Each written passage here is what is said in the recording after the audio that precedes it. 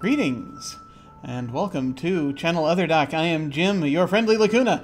I use he, him pronouns, and this is the second development mode session, side session, really. We're going to go back and forth through a couple of different modes, but it's for our Invisible Sun campaign, The Edge of Paradox. We just have the one player with us today for this. This is going to be a one-on-one thing. It is Anino. Feel free to introduce yourself, good sir.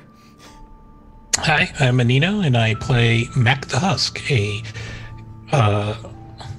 what is his really long name and title? I haven't committed this to memory yet. Itinerant enthusiastic of the Order of the Goetica who provides a vessel for spirits. Awesome. Yeah. Excellent. One day I will actually know what that means without having to look it up, but today is not yet that day. We'll get there. We will get there. Yes. Just for the sake of this, even since this is even just a one-on-one, I don't anticipate difficulty here, but or difficulty. But even so, I'm going to go ahead and make sure that this is in place, like we do with most games on this channel. We are going to have available the X card, the N card, and the O card. So if we hit something that's crossing a line for Anino, he can type an X in the Zoom video chat or anywhere else, or make an X symbol, and we can back up and do something else. If something happens that you're okay having in the game, but you don't want a graphic description of it, you can type an N in the Zoom chat, and we'll fade to black on it, or put it behind a veil, so it'll be there. So we won't go, but we won't go into detail. Finally, if you're exploring a topic or area of roleplay that's particularly intense for you, but you want to keep going, you can put an O in the chat and let us know you're okay, and that we're good to keep piling on the drama. Something else we can do is put an O with a question mark after it when we're moving into a difficult topic, as kind of a warning, or if we just say or do something and then think, maybe that might have been a little too much, then, you know, it's... either one of us can do that, and then the other can respond and let us know we're still doing okay. So, as we're starting this thing out, I think there are a few things you wanted to tackle here. Or at least one or two things you wanted to tackle. So what is the first thing you wanted to tackle? Okay, so I guess for the sake of the audience, just to give them more background on the character. So Mac is essentially tied to a number of organizations, one of which is the Order of Goetics, which does actually require him to perform work and service for them. The same thing goes with the Cathedral of Illuminism, which is a very small organization based in the blue that he basically learned the meditative skills in order to provide a vessel for spirits. And the fact that, at any point he could be possessed by a spirit, he might be sent off into a number of different directions story-wise. So there's a whole lot of different places to go with this, which is why I really liked the idea of the Goetic. But I think one of the things that Mac needs to do, or we need to do character-wise for him, is to start establishing some spirits, like specific spirits that he will call or contact, because that is the focal point of his power, which is to summon spirits and get them to do one of 13 different things for him. Counsel, aid, guard, being the 3 that he has access to. Okay. So you want 3? So you want one of each that'll basically specialize in each thing. Like that, but I think the biggest one, I didn't want to take up too much time and get too deep into this side session, but I think the thing that he would want to do is find a spirit or two that he would call upon reliably and start forming a sort of mutually beneficial relationship with them, specifically for counsel. I think that's a pretty big thing for him in trying to get direction for him to go, because he is still pretty new to the city.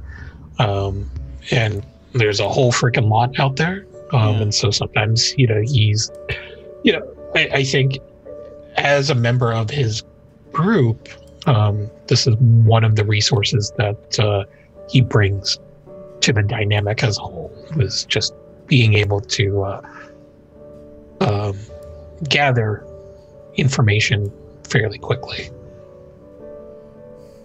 Okay. So we could go about it two ways. One is he can try to summon a spirit and just see who answers his call, or we could go back to the fair and he can probably converse with spirits and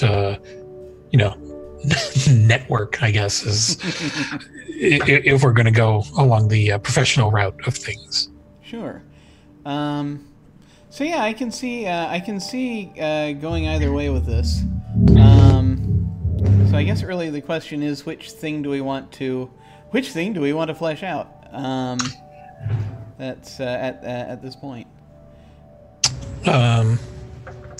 I think that he's probably going to want to seek out spirits first.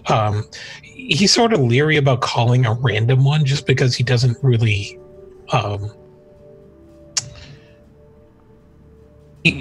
it costs him energy to do that, and so if he does, he can potentially interact with more spirits if he goes out and sort of just networks and see who's out there or what's out there, rather than summoning a random one, because the random one might not give him the advice that he that might be trustworthy, I guess. No, that makes sense. So you want to just basically say that this will be a thing taking place during the fair.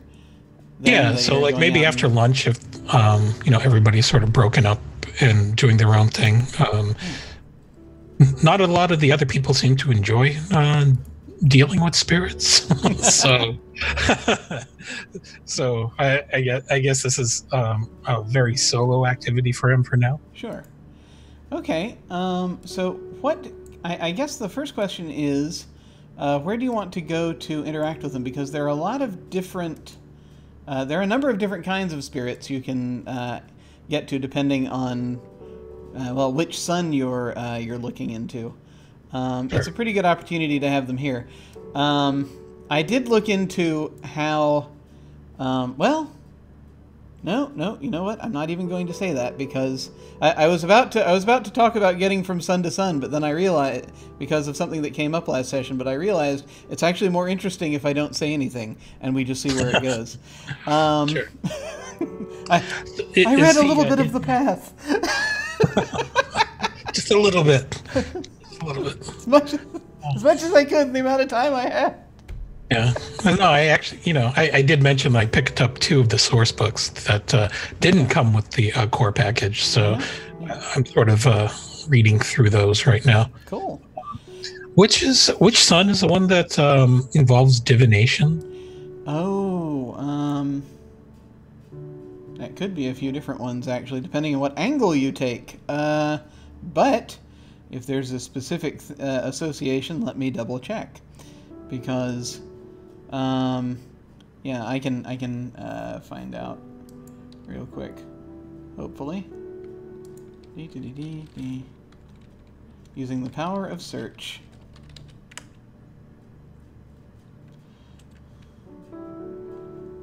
Let's see. Yeah, I think you might want to. One way to do it is accessing the noosphere. Are you wanting to do it through accessing that, which is just basically the sea of minds, or is there? Or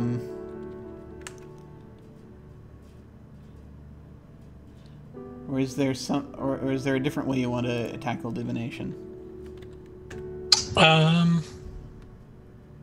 The noosphere is. Have you gotten to the bits about the noosphere yet? I have not. No. Okay. That essentially.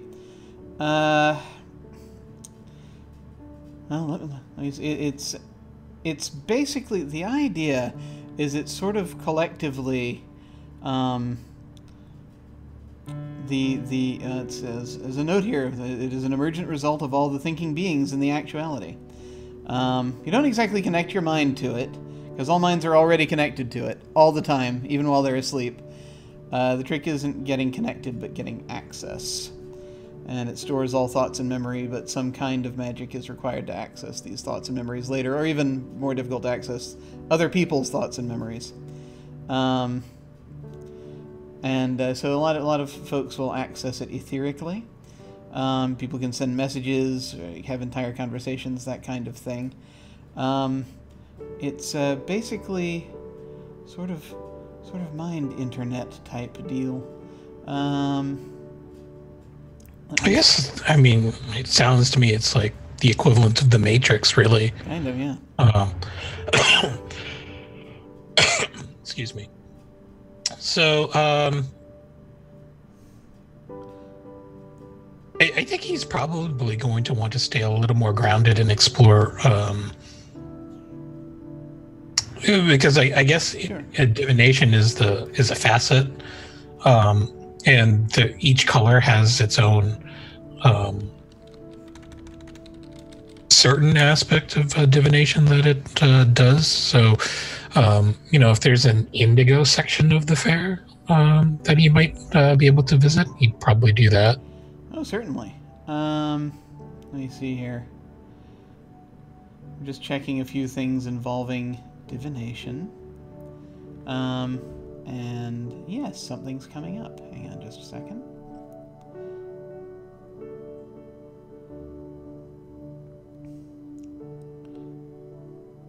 All right.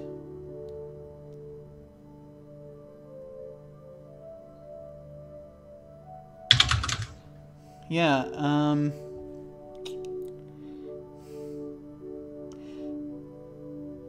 there are a few different things in indigo.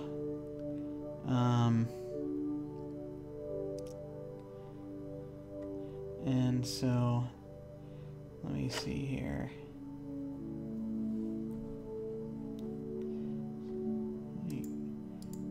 Just look for more things about divination real quick.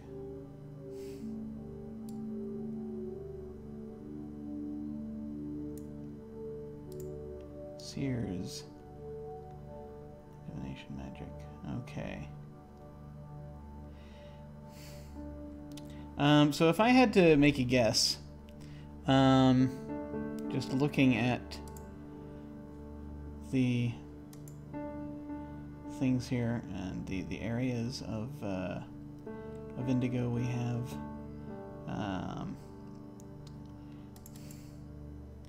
that we have listed here.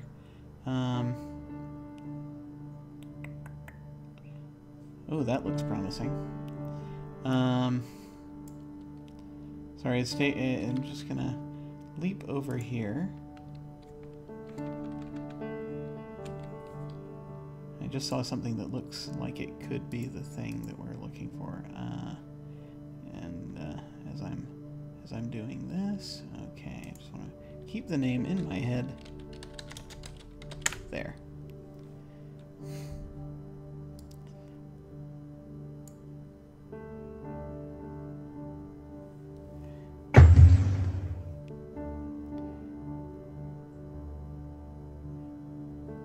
Excellent. Okay, I'm going to draw a card so that we can see what what kind of thing you're going to find. Because yeah, there is a lot from the Indigo Sun here, because this is where the Sure. entry to the fair is. That makes sense. So let's see. Oh, look. Okay. So the card that I've drawn, as I'm pulling this up here, and I'm not really I'm kind of treating this part of it like development mode, so I'm not going to do bonuses or penalties right now. Sure. But so let me go ahead and pull that open so that folks can see what we got. Okay, let me make sure that it's working. Wait, there it is. Is it there? Come on. Come on. Come on. Alright. The card that I got, I'm just going to go ahead and talk about it right now while it's figuring itself out. But the yeah, the card that I got is the Forbidden Game, and yeah, for some reason it's not really doing it right now in on OBS. But I'm going to read to you about this card. It is a Notions card. Its meanings are danger, intellect, strategy, and balance. The temptation to partake in the game is strong, but you know you shouldn't. It's dangerous, it's forbidden, it's far more than it seems. It may appear to be a simple diversion, a pastime, but it is so much deeper, so much more engrossing, and so much more addicting. Some have lost their very souls to its intricacies. It's not just that people want to win, although that's a part of it. The game's complexities that draw... It's the game's complexities that draw them in. Every move is a colossal undertaking. The game is more intricate than the real world that it simulates. That's the impossible thing. The game is bigger on the inside than the outside. It's bigger than the world in which it is played. In divination, this means that there is a threat here, but it is one that can be overcome with cleverness and strategy. The cleverness needs to take into account the balance of all involved factors, which can be daunting, as sometimes those factors are difficult to see. So,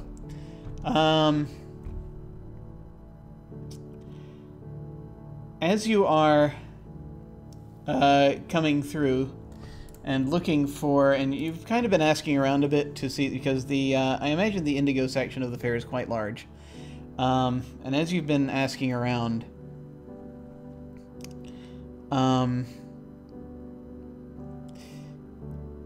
you'll get pointed to an area that's been set up, apparently for amusement of some kind, called the Maze of Whispers.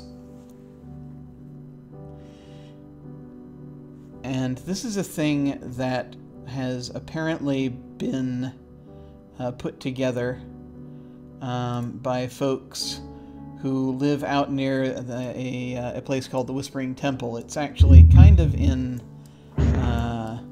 sort of the middle of what we think of as the mainland for of Indigo. It is way to the south.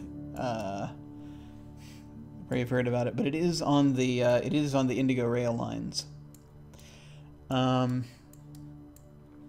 There are rail lines? There are rail lines. Oh man, I'm going to have to read that source book.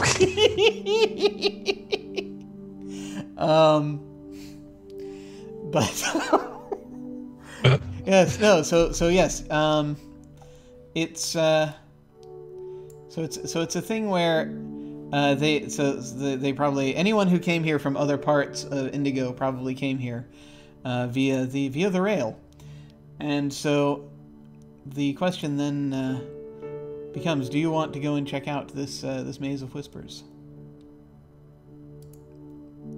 Gee. Forbidden Game and a maze, which, you know, seems like it's a good place to get lost. It does, doesn't it? Oh. Well, no guts, no glory. Yeah, I will definitely check it out. All right.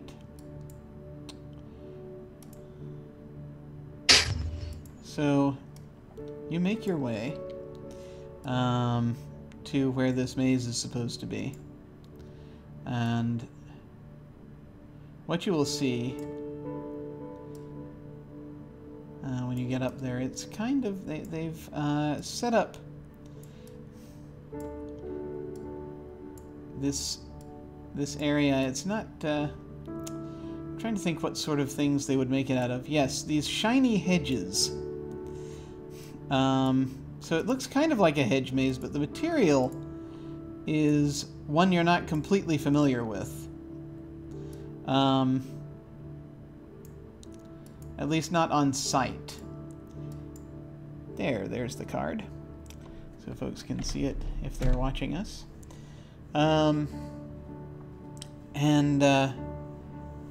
from what you can see from a distance, it's this sort of tall thing, and the hedges look like they're made maybe of, you're not sure what they're made of, but they're made out of just some sort of shiny material.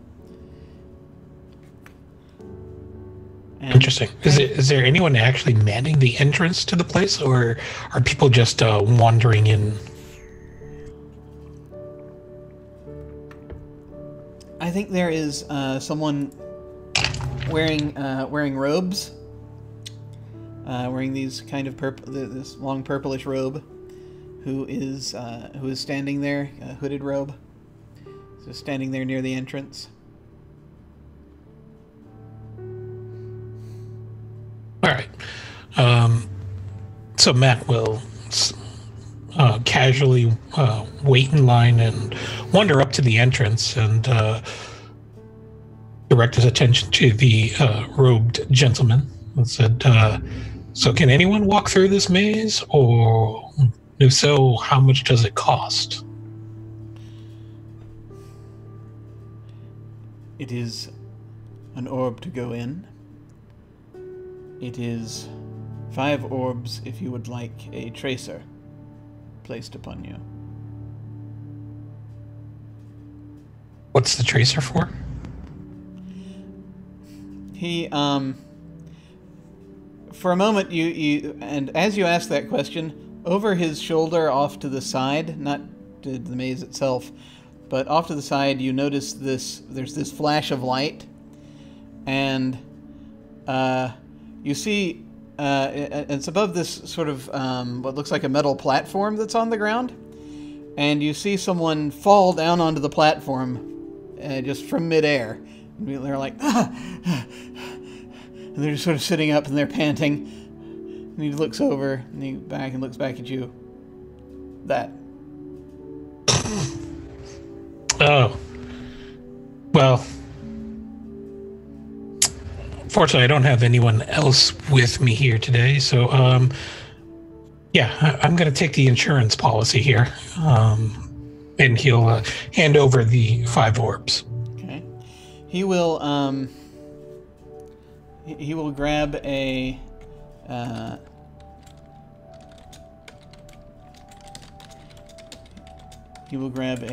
this produced from his robes, this thing that looks like a stamp. Your wrist, please. Yeah, so he'll roll up his sleeve, the one that has his, Bob Ross style landscape tattoo on it. Oh, what's the tattoo look like right now? It's probably tuned to the area in which the fair is located in. So it's not going to be because of the style of the tattoo artist. It isn't super heavily detailed, but it's enough to get a general mood and weather, I guess, pattern that is currently happening there. Okay. Yeah, it's currently mild. There may be some rainfall a little bit later in the day. There's a high pressure system currently coming in over the. I don't think it's that specific. Over the Alone winds of about 6 miles per hour. Okay. So what's going to happen is he's going to take the stamp. It'll come up on your arm and goes. And you now see this. You have this. The stamp, which resembles, I think, kind of a sphere. Really, it just looks like a sphere. But it's this gray sphere, and it looks like it's rotating very slowly. Oh, never really get used to this, I think.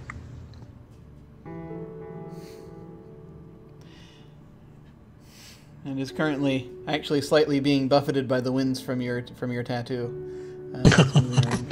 Okay. So as he's, so can I just go in whenever, or do you have to? Oh yes. All right. It is good for the day. Whenever you wish to return to the platform, merely just touch your other hand to the to the mark. And it will bring you back. Is there anything dangerous in there that I should be aware of? I mean, I just had lunch earlier, and my safety was threatened by a hammerhead sky shark. So, just not a big deal. Just want to prepare.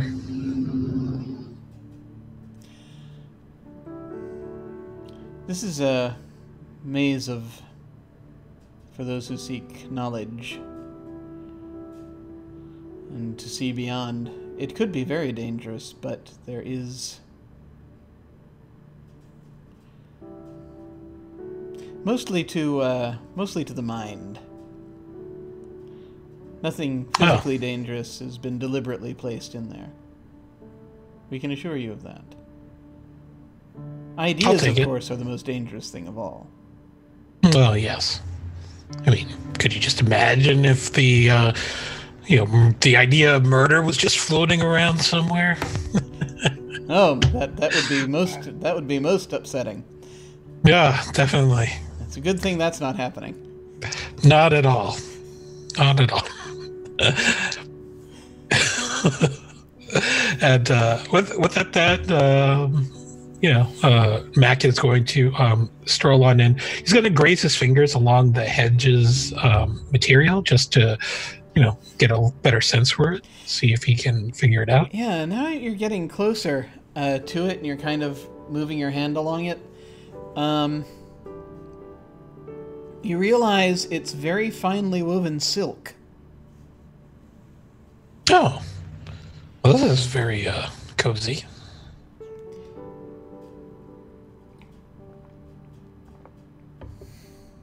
All right, so many tiny threads of it. Did I sense if there's like any enchantment on them specifically, or is it just the nature of the material? So there is something about them, just kind of looking at them, that leads you to think that maybe they're trying to draw something in. You kind of get that feeling from them. They're trying to draw something in. Yeah.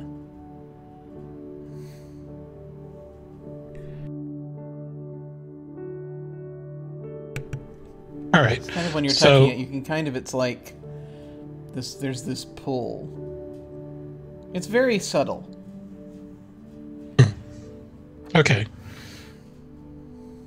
So I'll just, I guess he'll make note of that feeling and, see if it changes at all as he goes deeper into the maze. So at that, he's just going to take a steady pace down the path until he needs to make a decision on a direction to go. But he'll make sure that his Order of Goetic badge and his Cathedral of Illuminism badge. I guess he's wearing two badges. Sure.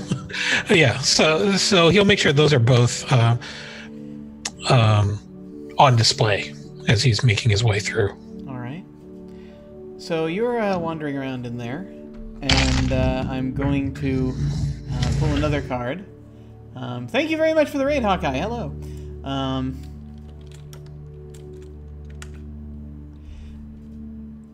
And so as you're going through this, let me go ahead and see what we run into. All right. This card is the Dangerous Elixir. It's another Notions card. Its meanings are power, transformation, risk, and consequences. Powerful magic comes in small, perhaps even innocuous forms. The Dangerous Elixir proves that to be true. It is powerful and transformative, but is it a boon or a bane? Are the potion's effects harmful or helpful? It's all about the risk you're willing to take and the consequences you're willing to face. And in Divination, this card turn offers power, but at a risk. Power can backfire. The Dangerous Elixir promises transformation, and that can be literal or figurative. It might transform a situation, changing the outcome of events, but there's still always that risk. Something's going to change, but will it be good or bad for the person in question? Should one turn the alchemist and dangerous elixir consecutively? Okay, we're not doing that, so we don't need to worry there. Okay. So as you're wandering through,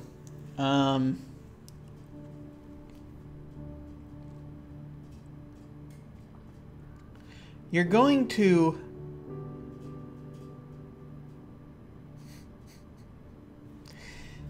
So as you're wandering through, allow me to have a thing up here that I can draw on so I can dag-nabbit. I don't have it up. Oh, that's all right. You're going to see, it's going to look for a while as though you're following someone, kind of, because you can kind of see somebody ahead of you. But they're kind of very far ahead. They're making turns before you can get to them.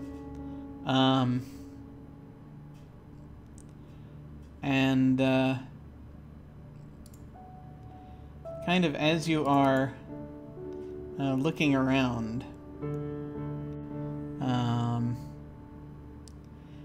and trying to sort this whole thing out, and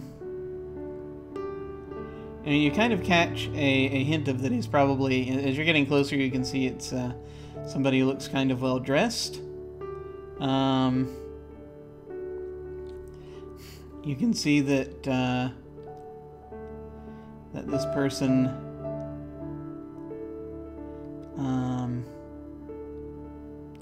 is it's actually the closer you get, actually it looks as though they're looking slightly familiar. Let me see if I can pull this thing up any more easily that I'm looking for, because I just need to grab a name real quick. There it is.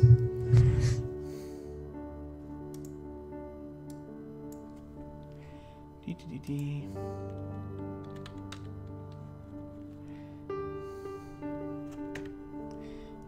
Yeah, you can see there's this, he's wearing a long coat, and he's got kind of hair that's closely cropped on the sides. You can see him from behind. He has closely cropped hair on the sides, and sort of hair that's combed back with gray streaks.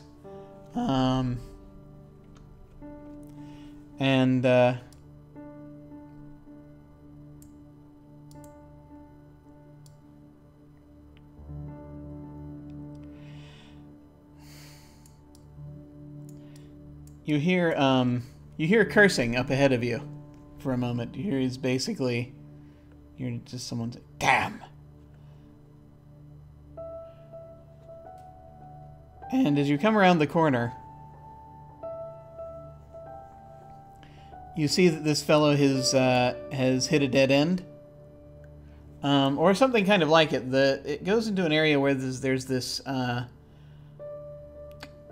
It kind of comes out into a sort of circular, very, very small cul-de-sac, and there's like a little bird bath in the middle, and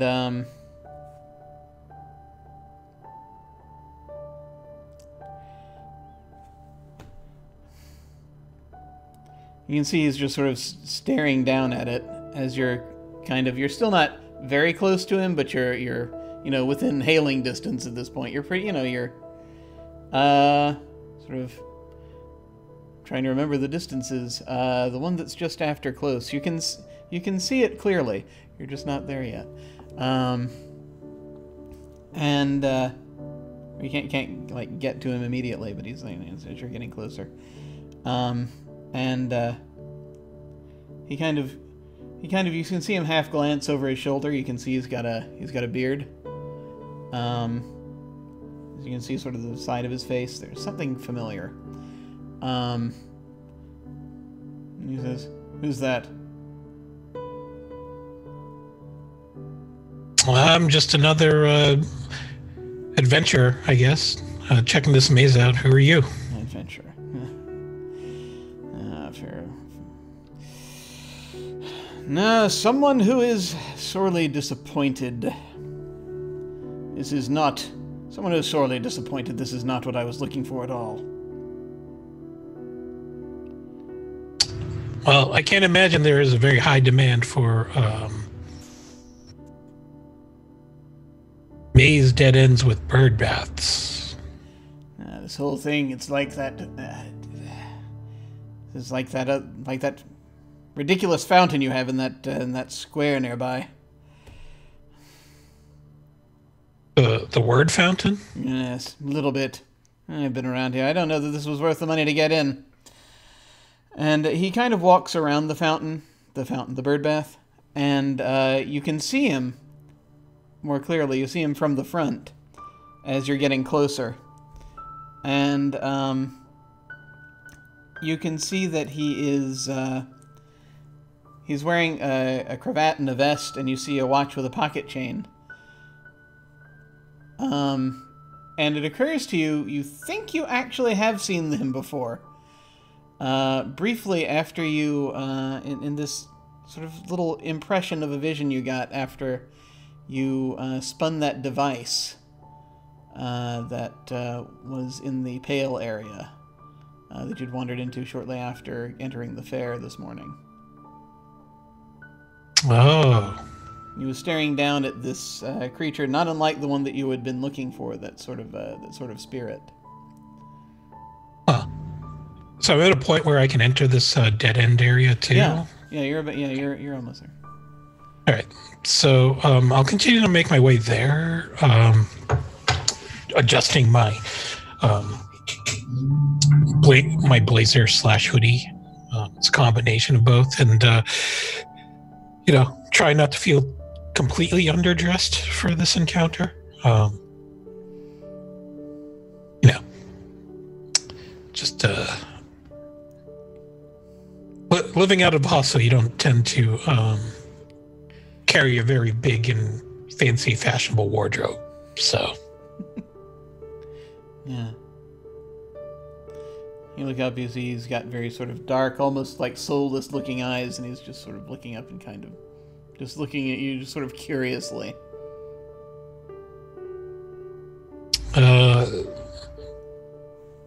So do you have a name? I do. What are you doing here?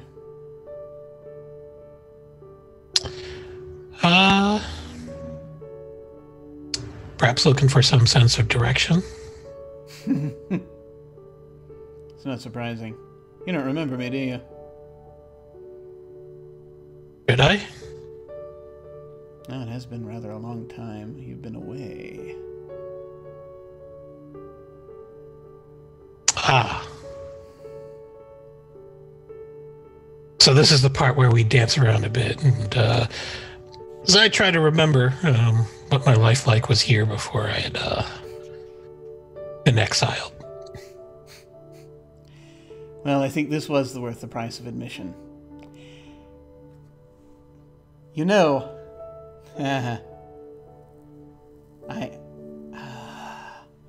I could tell you so many things right now, but honestly, this is so much better. I don't think I'm going to.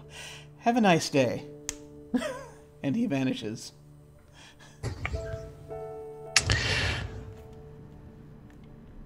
Wow. I entered this maze and I found a nemesis. All right. This is exciting. Boy, wait till I tell 4.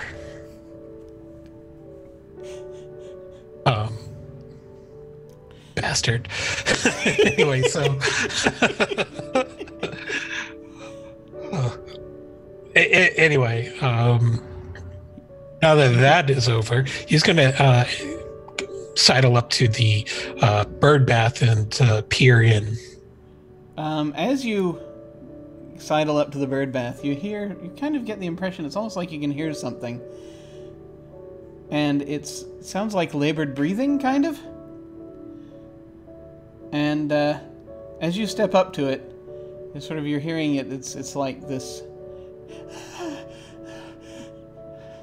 It's just sort of these gasping breaths. And you look down and you see that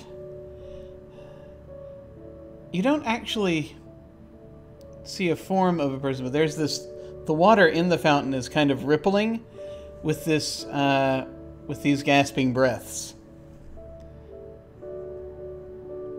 Hello?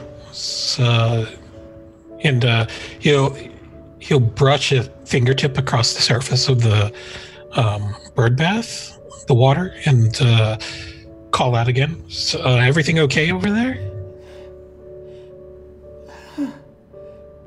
Pain.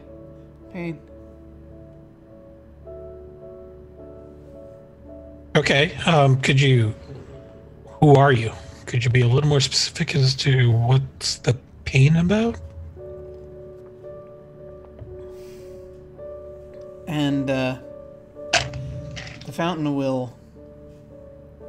water in the fountain will kind of quiver a bit.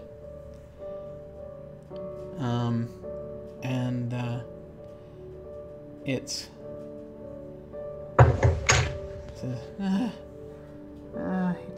took everything.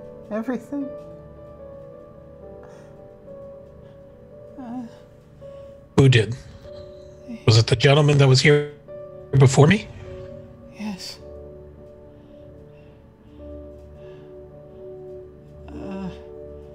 I can't. And then the water stops rippling. Hello? He'll splash the water a little bit. It doesn't seem to respond. Fantastic. Well, I don't think anything's going to be happening with this bird bath anytime soon, so he'll get up and stand up straight, look around, and see if there's anything else of interest in the area before he follows his way out of this dead end and seeks another path. Yeah, looking around, you think you've pretty much seen everything there is in this little nook to see. And so you continue on, and I shall draw another card. And let me actually do that so that I can see what it is I'm doing here. Okay, and I am not taking notes about this guy that I completely forgot about after the first session.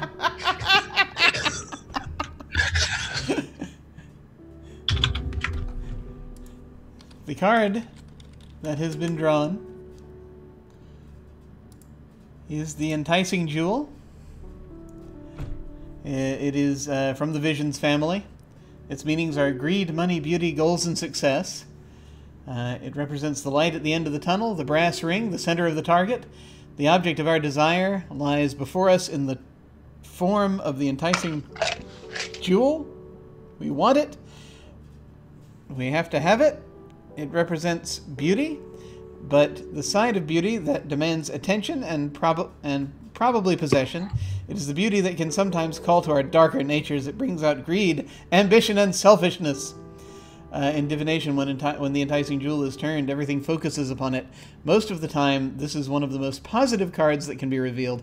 It indicates success in one's endeavor. It suggests beauty and wealth. At the very least, even if not actual success, the enticing jewel is the potential for success, which in itself can be encouraging because sometimes there is no possibility for success. Still, the card has a darker side because it also suggests greed and the love of wealth and the dangers of such things. So you come into this, you go down a number of turnings and you come into a much wider area. And at the center is what looks like it's this large silver orb that's up on a little dais in the middle of this garden of silk spun plants. And it is just vibrating with magic. Ooh. So, Mac will approach it cautiously, but he's going to look around and sort of attune his senses to see if there are any spirits wandering around or in this maze at all, or if he's still pretty much all alone. So, as you're looking around, you sort of do your spirit radar thingy, and I have one. well, I think you can kind of. I'm imagining that you might kind of be able to tell when they're around by now. Yeah. No. Okay, that's fair. And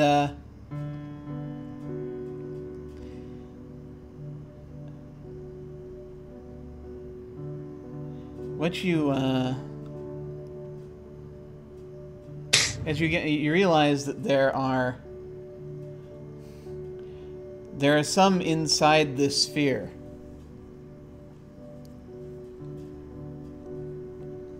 You're not quite sure how many.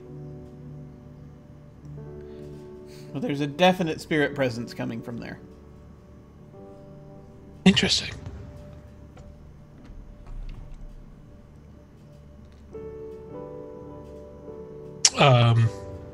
He's not going to tap on the sphere because that would just be crazy.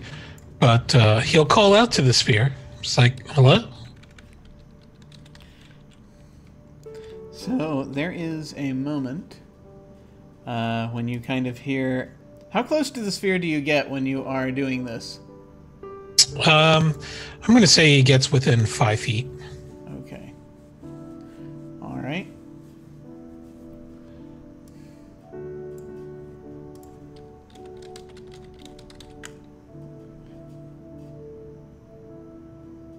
So as you're getting closer,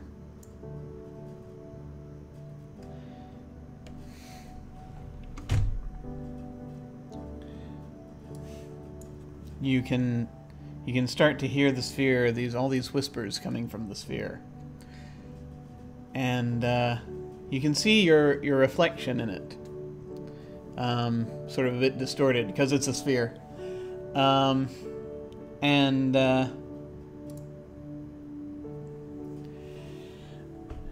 it's not unlike the Susurrus fountain, that of course you're quite familiar with.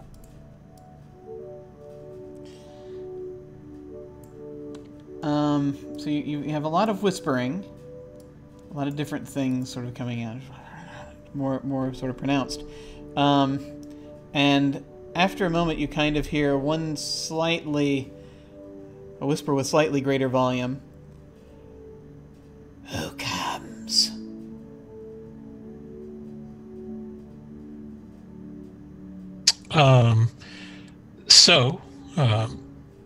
As Mac answers it, my name is Mac the Husk.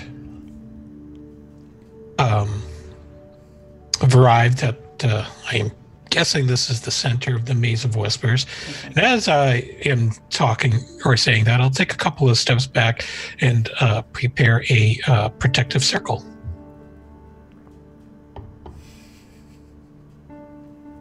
So you're setting that up. You know. Just in case.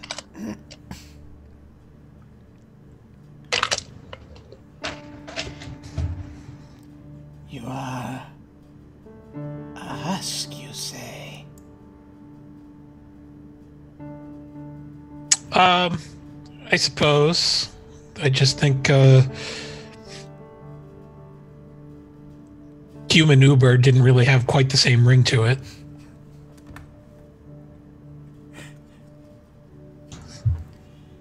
Yes.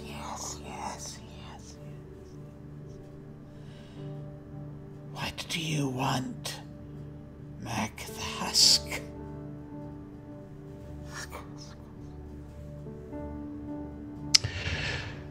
I think today I'm just seeking out counsel, networking.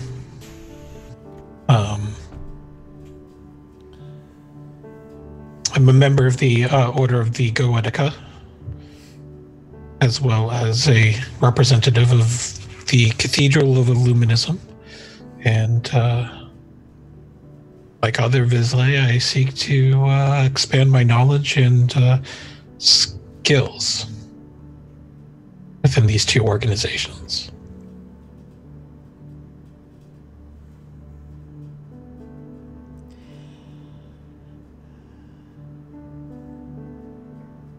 With whom do you wish to be networked?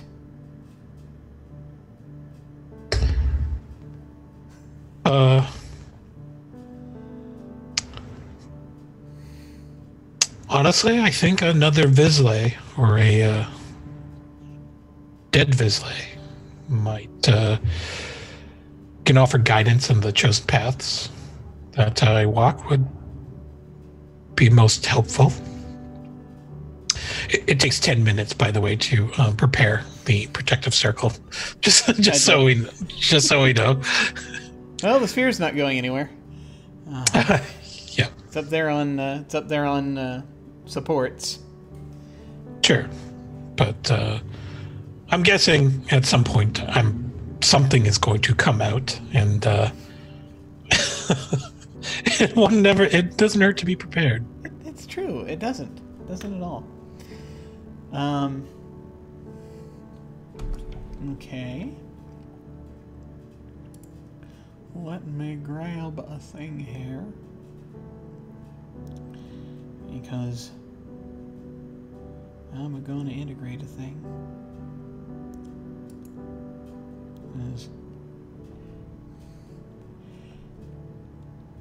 Shall we look into your future?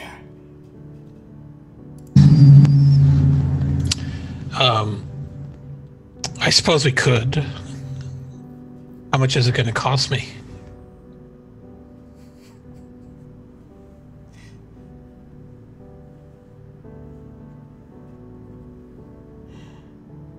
As the future is seen, it becomes more difficult to escape. It costs you potential in other directions. Well.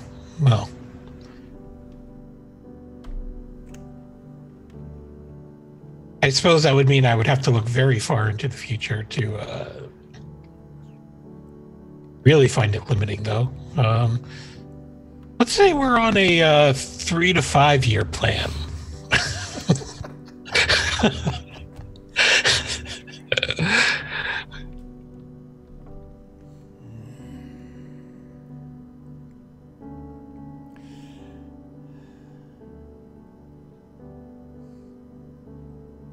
And you see, there's this thing where it's like you hear this indrawing of breath, this, and the sphere sort of then again vibrates more visibly, and there's a little light seems to be sort of emanating from it, a little soft glow. You can still see your reflection in it.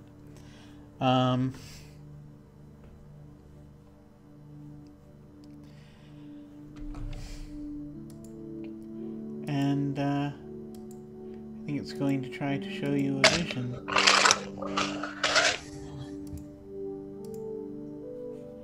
And let me pull up this. Yes.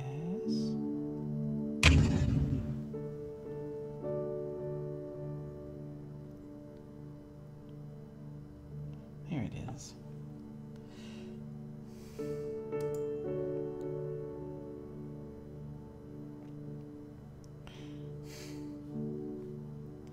So the thing that you can probably, so the thing that you're gonna see here, let me go ahead and actually pull. Oh, that's a good card.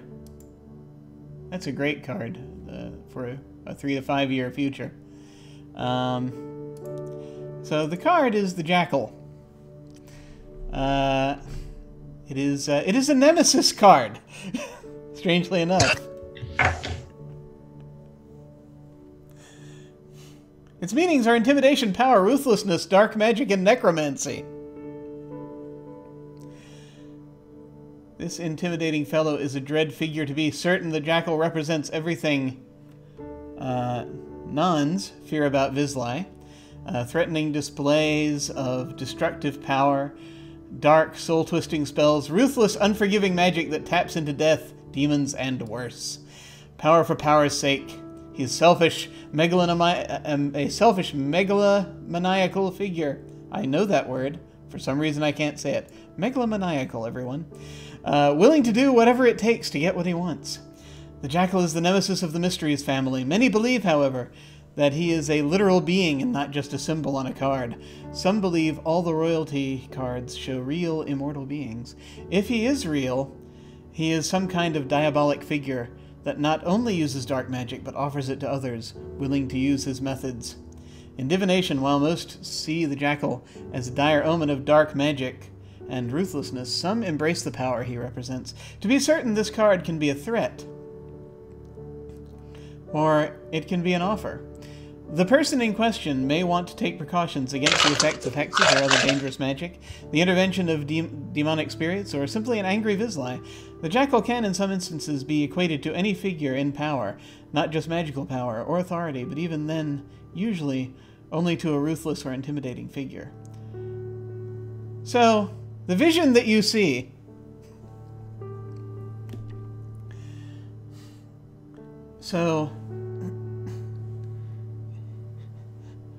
you see yourself in the reflection still, but your surroundings have changed in the reflection. And you see you've got your hand kind of outstretched. And you see that it looks, from the look in your eyes, but your eyes look decidedly dark. It seems as though you're not sure if it's you or something that is currently inhabiting you.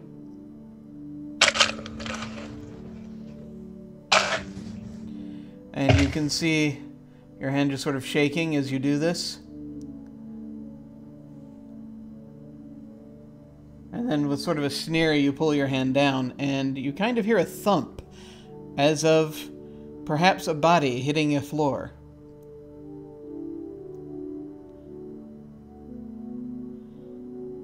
And the sphere sort of rotates to show you a little bit more of the surroundings. And you just barely catch sight of the gentleman that you just met a little while ago in the maze, lying bloody on the ground.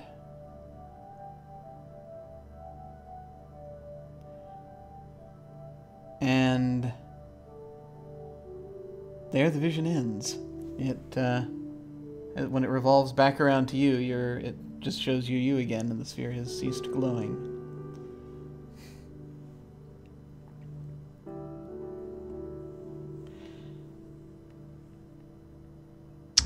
Well, I think it's comforting to note that my nemesis is not likely to survive an encounter with me. I'm okay with that. The one thing that does trouble you is that before it shifts right back to, I mean, it did the whole thing. It rotated. It showed you. It showed you again that vision of yourself in the future, but your eyes looked startlingly like his. Before again it shifted back to show you just as you are now.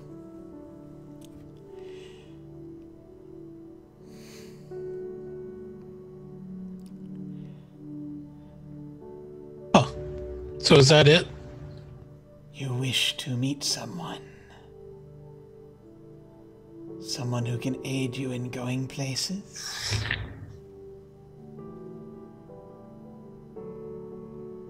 Well, I do have the freedom to go anywhere. I am just seeking direction as to where I should direct my learning.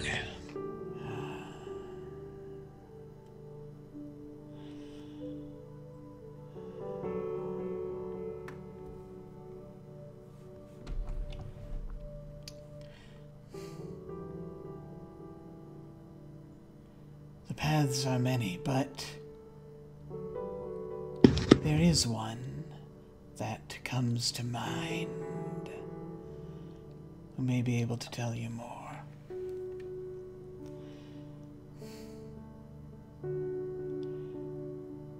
They are here and not here.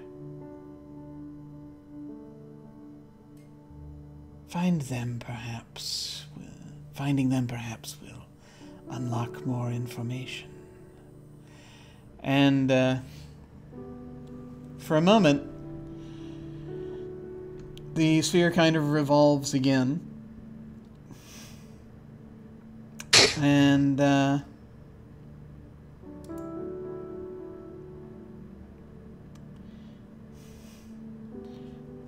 you see looks like an older man.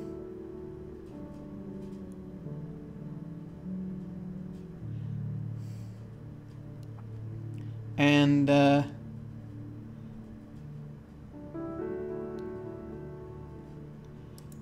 you see him, it's basically shown as someone just going over things and weaving some kind of spell in the air. And as this is kind of going on, you basically the sphere will turn back around.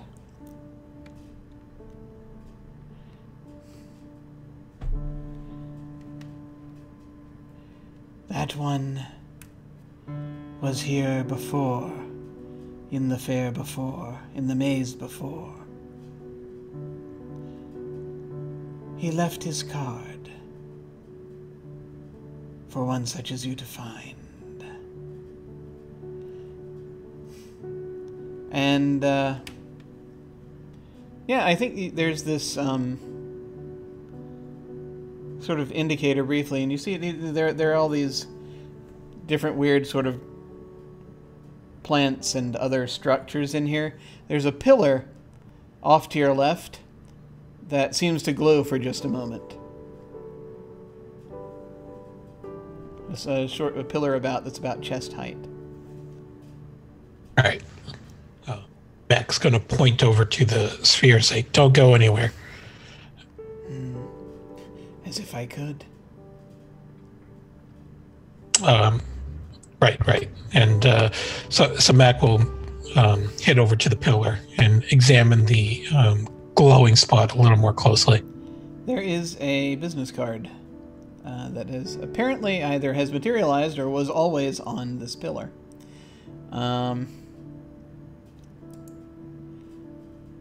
And it says Darren of the Numa, and it gives an address on Limerence Street, which is you think you've heard that there's a you think it's up in the Silver Hills neighborhood, which is a little bit north of your neighborhood. Oh, how remarkably convenient. Silver Hill, yeah, that's it. So Mac will pluck the card off the pillar and pocket it if he can. And return to the sphere. Well, that seems pretty helpful. Spirit, do you have a name?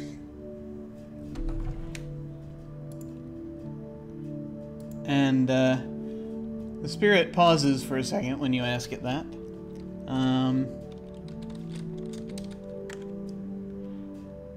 And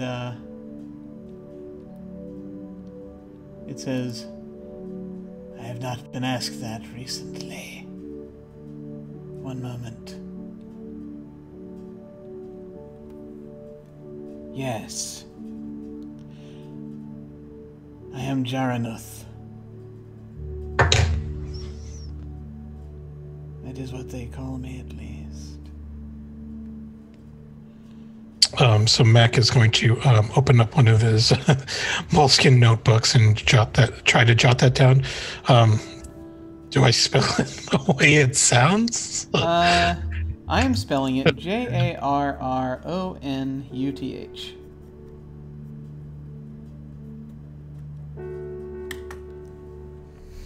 Okay, close enough.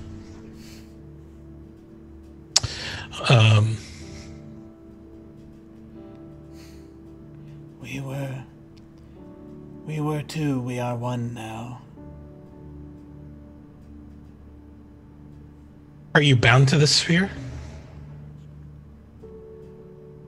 For the time being.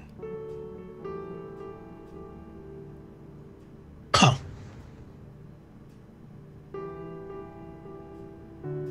I have not tried to leave. We are.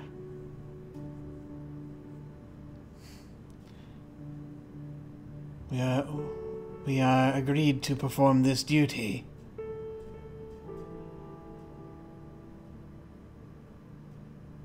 For now, until the maze is until this iteration of the maze is ended.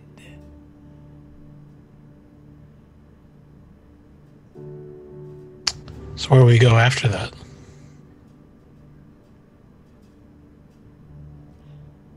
We're not sure. Well, you've been very helpful today. You may expect me to summon you in the future. Yes. We know.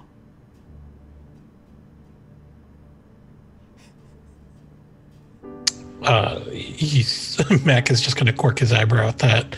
I think, oh. The future is inevitable once one knows it. Fantastic. Well, it was a pleasure to know you.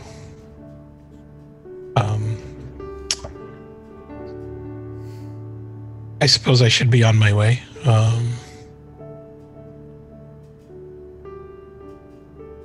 Good luck to you. Right.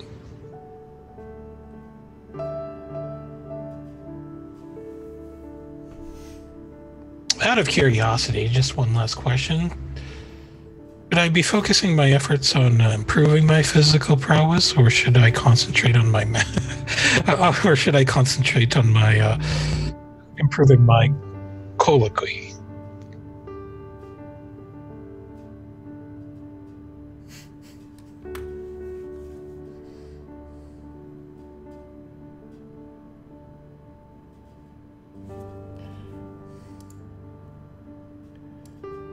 I must look at something. There we go.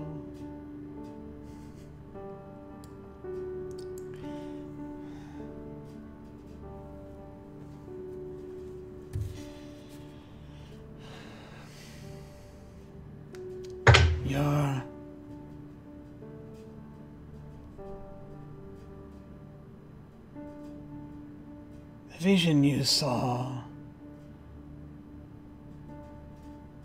was of one who studied the ways of power to the exclusion of all else.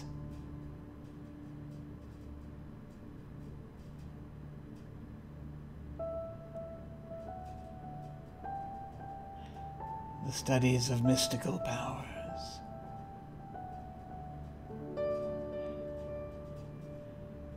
It depends how much like that vision, I suppose, you want to be.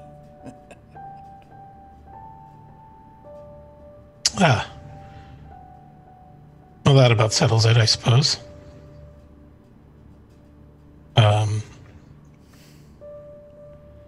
Well, if there's nothing else, I suppose I shall take my leave. If there's anything I can do for you, I'm sure you know where to find me. Can you provide ignorance?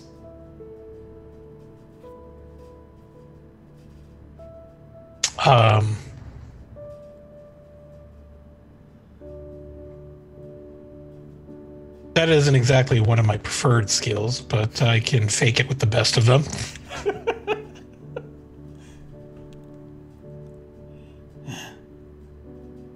Perhaps we shall meet again then. Sure. I might have forgotten your name already. Does that work for you? It helps. Oh.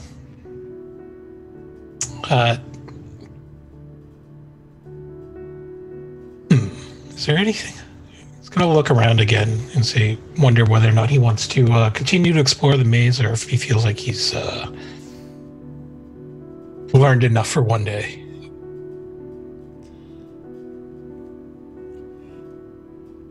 Well, this is the center of the maze, or like I said, there are a lot of different weird sort of little items and bric-a-brac type things around here. So this is probably the biggest thing to find. It occurs to you there are probably, there might be other little things like the bird bath and what have you. So, I mean, if you want to go hunting for something else, you could do that. But this is probably the most major experience that you're going to have here in the maze. Fair enough. So, depends what you want to do.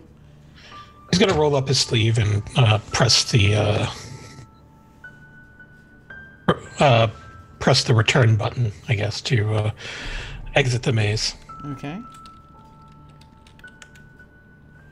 As you do this, you sort of hit it. There's this flash of light. And you can swear for just a second the image of yourself in the sphere is holding up a hand and waving at you. And then you appear just a few feet above the platform and fall down onto it.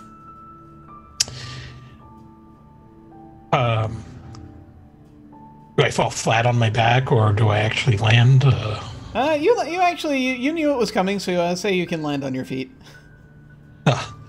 So he'll get up and he'll point at the robe guy and say, "Ha ha! You didn't get me this time."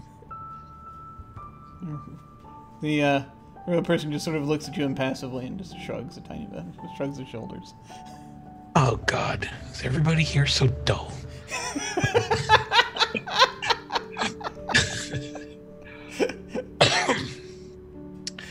Hey, a little earlier, you might have seen a gentleman wearing a cravat, had kind of dark eyes, was pretty much a dick. Did you happen to catch his name?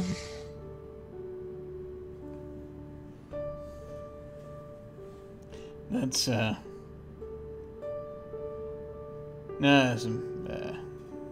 I think that was... Well, actually, no. This is someone from the middle of Saturday. Yeah. I just remembered where this robed person is from. He didn't say. Just got up and left in a huff. Fantastic. Oh well. Do you know which direction he might have gone off to? I think he was heading toward the entrance. Well, he's probably long gone by now. All right, well, thank you.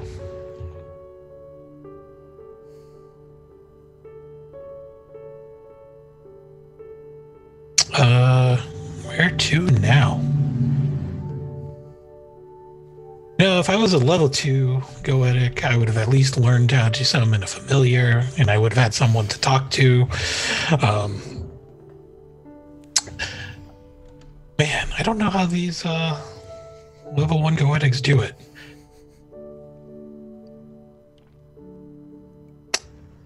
So, you know what? I'm going to head over to the green.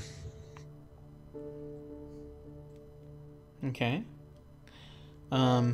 Is there anything in particular you're looking for? Or...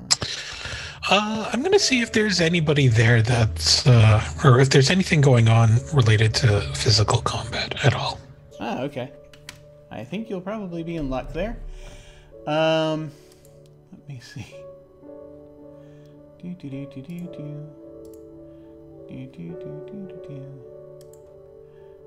We shall now draw a Sooth card.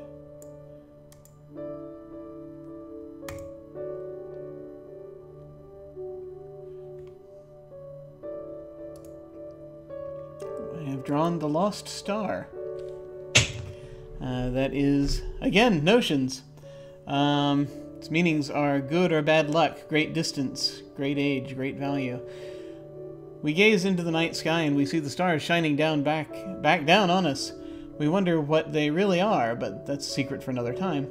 Stars represent a higher world where everything is magnified. Everything having to do with the stars is far greater than it would be in our world.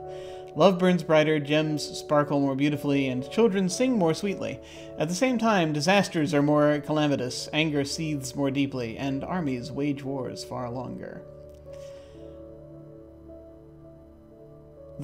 In divination, the Lost Star offers good or bad fortune determined by the card after it on the path, which we're not doing right now. Whatever this card suggests, it is epic in scale, something important to the person in question, is a very long way away, very old, or very valuable. The Lost Star implies any other results determined by other cards. Okay. Okay, I see what this is. It's a... Okay. Right. Okay. So you're heading over to the green area.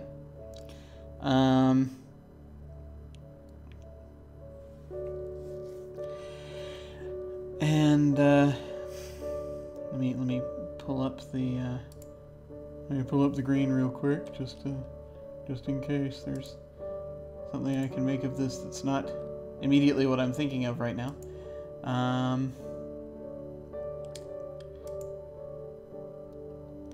So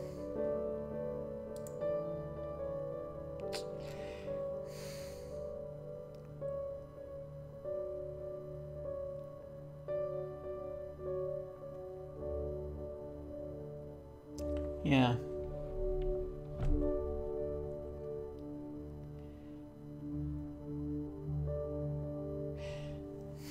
So as you're heading up to this the green part of the fair,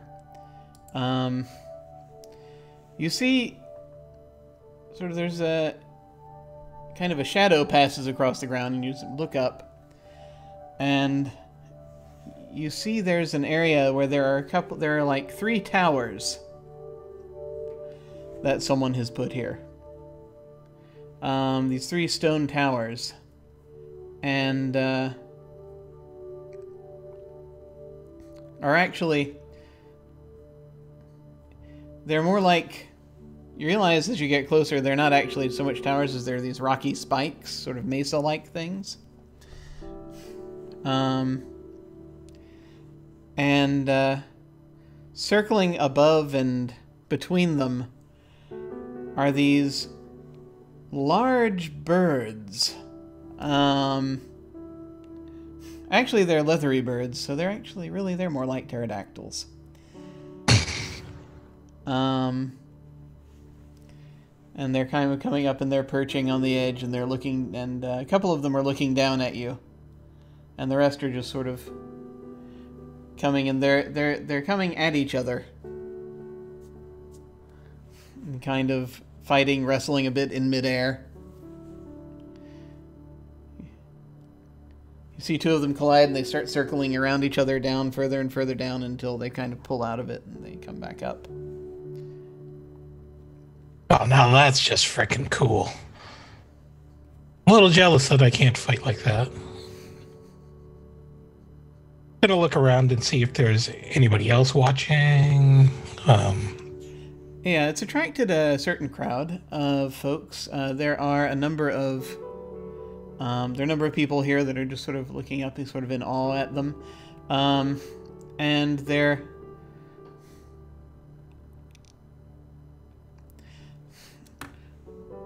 and you notice near the front, there's this sort of diaphanous thing just sort of hovering in midair. Kind of like a I don't know, it's almost like a square of cloth that you can kind of see through. It's just sort of hovering back and forth, and some of the people up front are talking to it. I will attempt to listen in.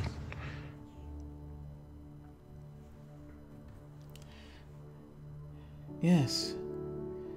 Yeah, so I can see. No, they fell. No, okay. And sort of the two people up front are kind of like, they're chatting, they're sort of giggling and talking to each other, and then they kind of talk back and forth to this being who keeps sort of telling them, yes, all right, it's ready, focus. And you can see it coming forward and just sort of brushing their foreheads very lightly. And they just sort of stand still, and those two people up front stand still for a moment, and then there's another clash, and the pterodactyls come apart again. And the two people up front are like, that was great.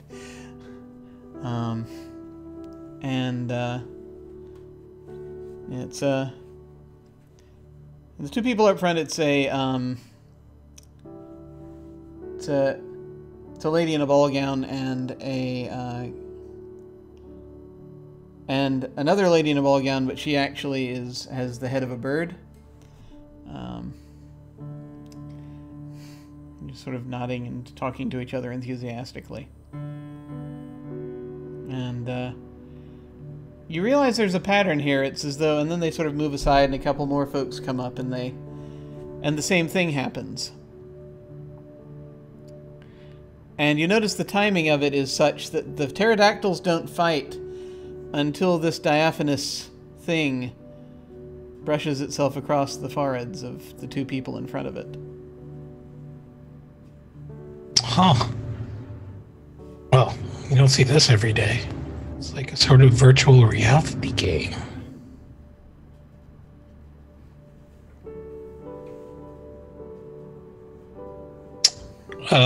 Let's see. I guess Mac will make his way over and stand in line to attempt to use it to look and see if there's anybody else around who might be by themselves and not have another person to challenge right away. Yes, they're actually, as you kind of are hanging out and you're sort of looking around, there's this cat walking up on its hind legs.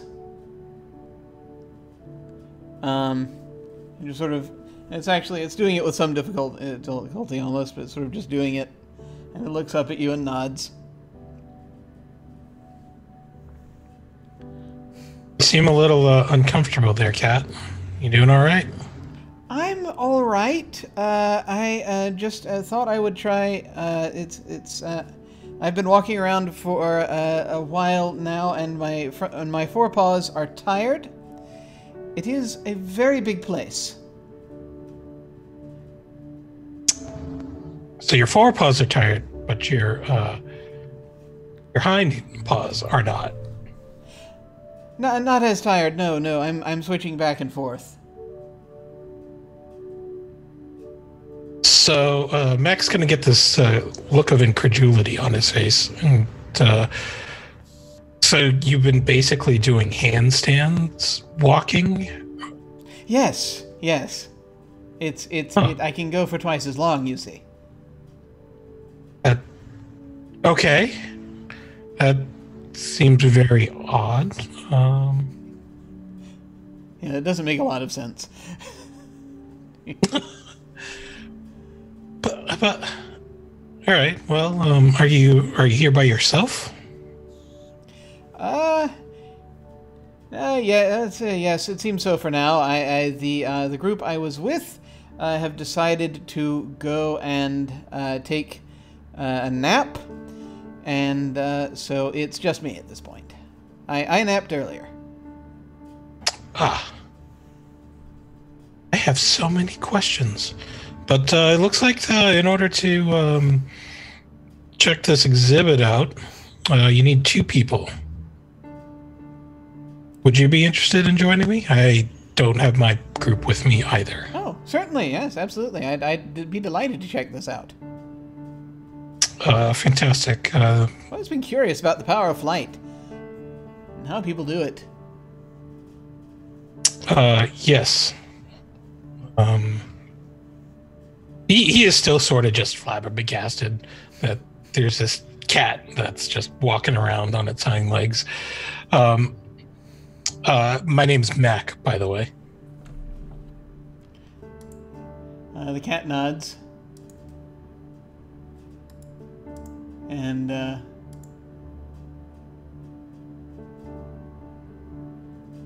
briefly checks the database of cat names. He'll tell you.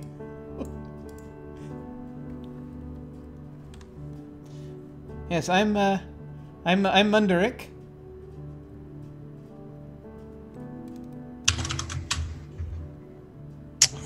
Munderick, it's a pleasure to meet you. So is this like... So Mech is going to, look at Munderick a little more closely. So is this an actual spirit, or is it an actual talking cat? So this is a fluffy cat. It is actually a cat, as far as you can tell.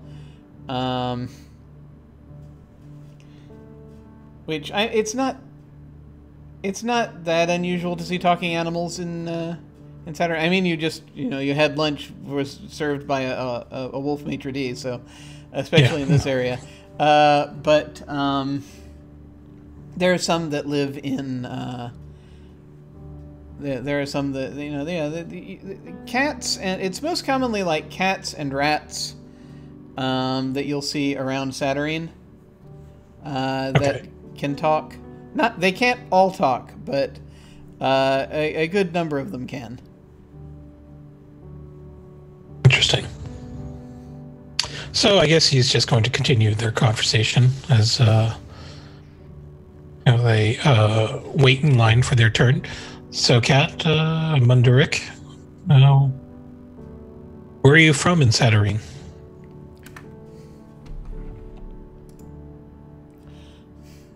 Oh, I live.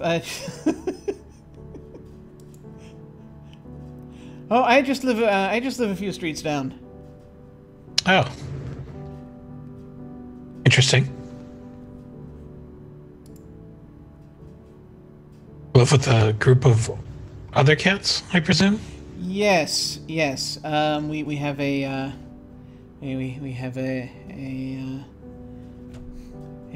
house that we live in. Just sort of on the edge near the hollows. Ah. Did your caretaker happen to be an old woman with blue hair and just wear slippers around the house? We do occasionally take those on when we need when they need training. Sometimes they will come to us for that service. But we, for the most part, we are very solitary people, in a way. I'm sorry. Did you say that you raise crazy cat ladies? I don't know that I would call them crazy. I think they have excellent judgment. Well, very good taste, at least. They enjoy our company, at the very least. Well, I can see why. I mean, when I was in Shadow, I had a few cat companions. Oh, yes. Very good, very good. I do from what I understand, the cats over there are somewhat not quite as talkative. Verbose. Yes, verbose. That is the precise word I was looking for. Yeah.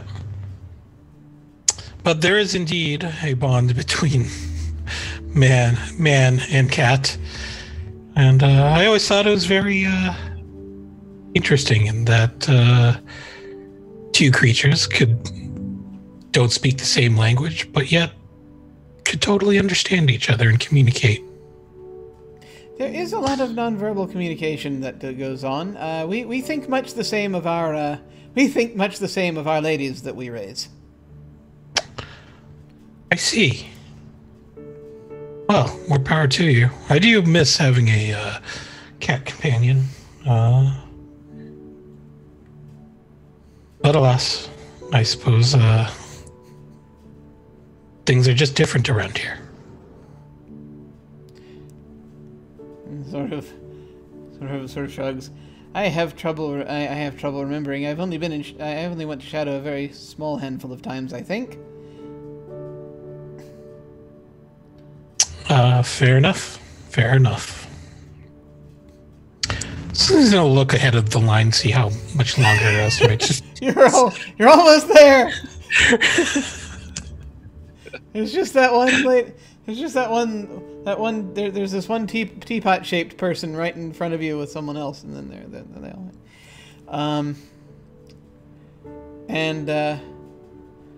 Yeah, for a few moments, the cat wants to talk about the dining experience in the green, which he's very excited that you can hunt your own prey,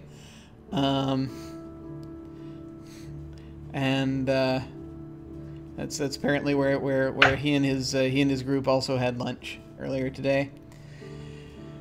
Then you get to the front of the line. That conversation is cut off pretty quickly. And this diaphanous being, which is you can tell pretty quickly is also a spirit. So sort of a nature spirit. Sort of comes forward and is like, "So would you like to ride along?" Yes. Very curious about this attraction, I guess, is that what you call it. Munderick here would also like to pair up and explore this. Excellent. Well, you may choose your pterodactyl. Okay. So Mac is just going to scan up over the skies and find a suitable pterodactyl. So there's a red one and a green one and a sort of a brown one. There's one with purple feathers. There's one with a few just sort of in a couple of places. There's one with some blue feathers in a couple of places. Let's go with purple feathers. Okay. Munderick chooses the one that's kind of like a sort of an off greenish blue color.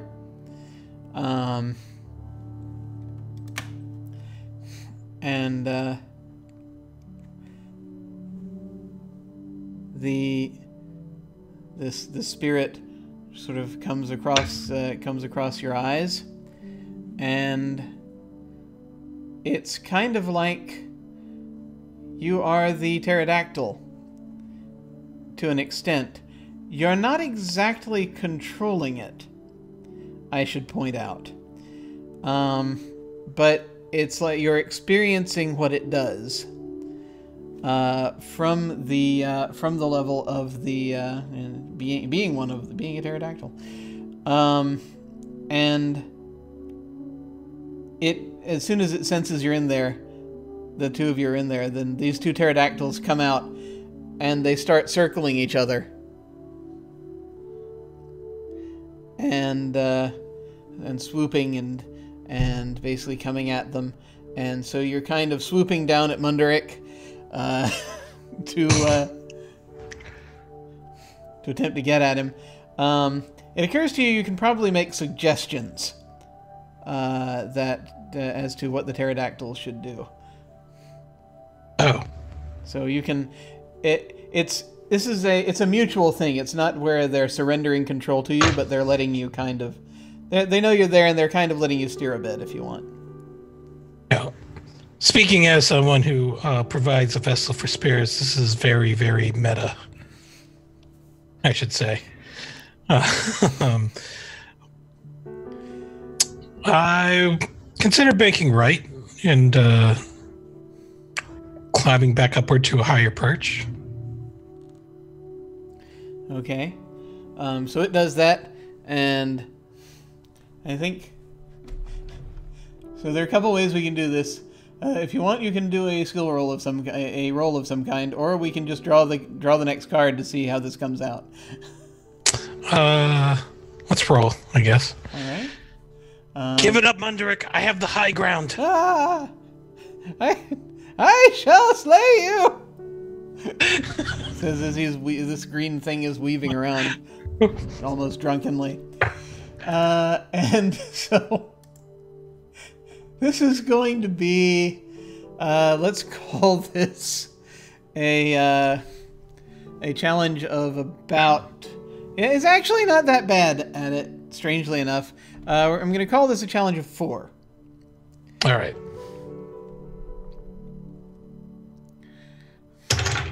Oh, hey. Oh, well, yeah, you're good. So,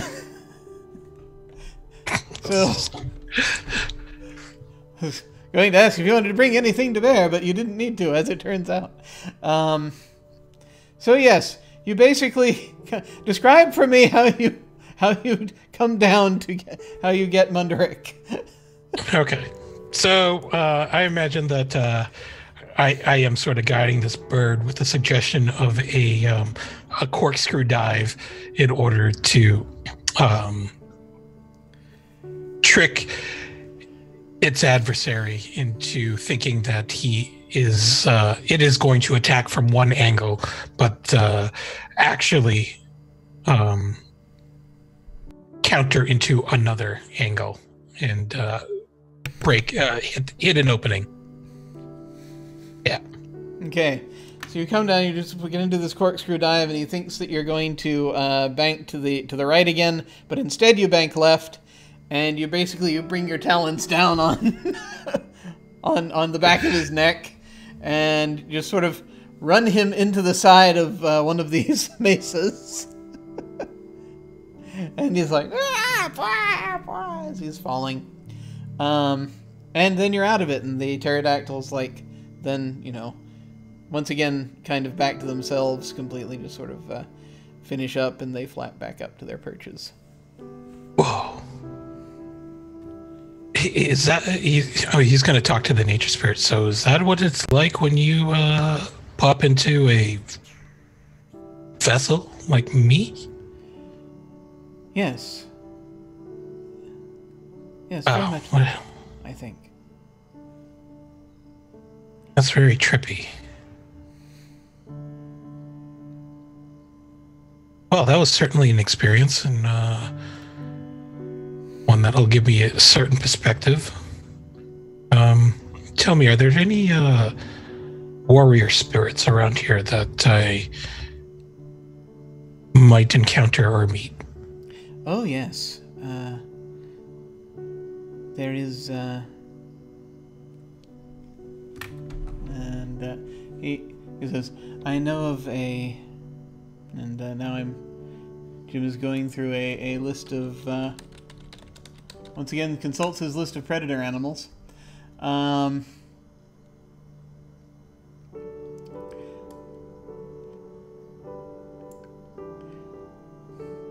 Yes, there is the, yes, we have a couple of folks that are frequenting the fair today. There's let's see, there's a lion. There's a great white bear. They're pretty close, if you'd like to talk to them. Oh. There's... Yeah, you're the mostly nature... Yeah, okay, yeah, now. Also, further nature spirits. It says, there is the hunt.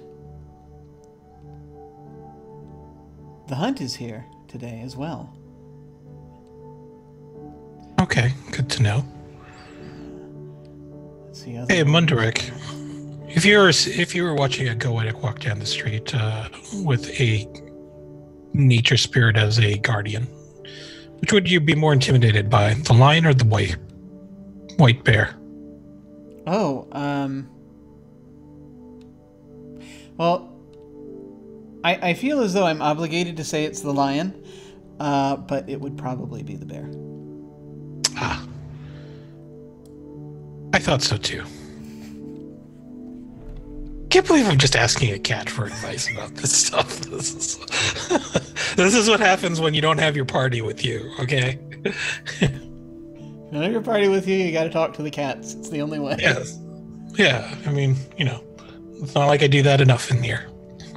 Real life. Anyway, could you point me in the direction of the white bear? Oh, yes. And it just sort of wafts a bit upward and says, yes, north end. And it sort of corkscrews into a kind of an arrow-like thing for a moment, sort of gestures. Ah, you've been very kind. Of course. You know, if there's anything I can do for you, feel free to reach out. Thank you. And, well, Munderik, I suppose this is where we part ways. Very good. Well, I shall get you next time. I'll certainly give you the opportunity to. Excellent. I shall go and see my I shall go and see my friends, and I shall tell them I was a pterodactyl. They shall never believe it. And he hops down onto his front legs.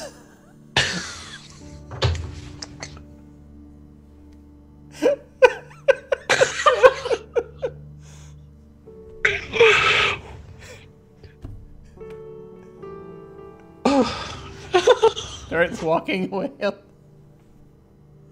Back legs in the air.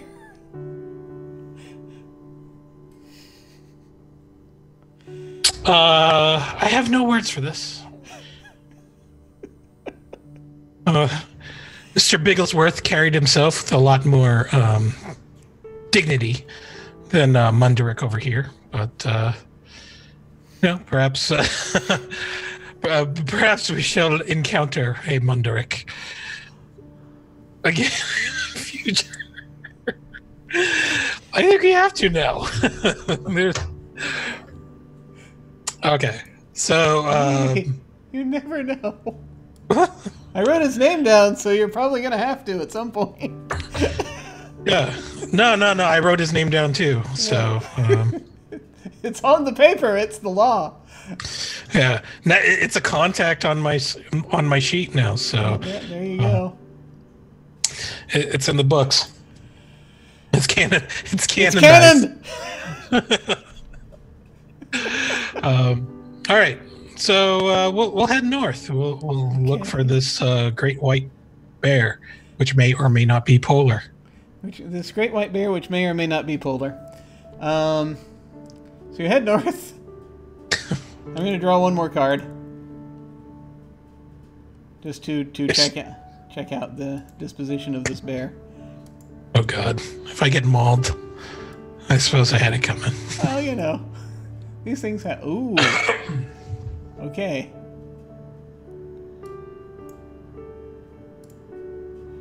So, I've just drawn the angel, which is the defender of notions. Why do we keep getting notions? I don't know. Did anyone shuffle this deck in the app?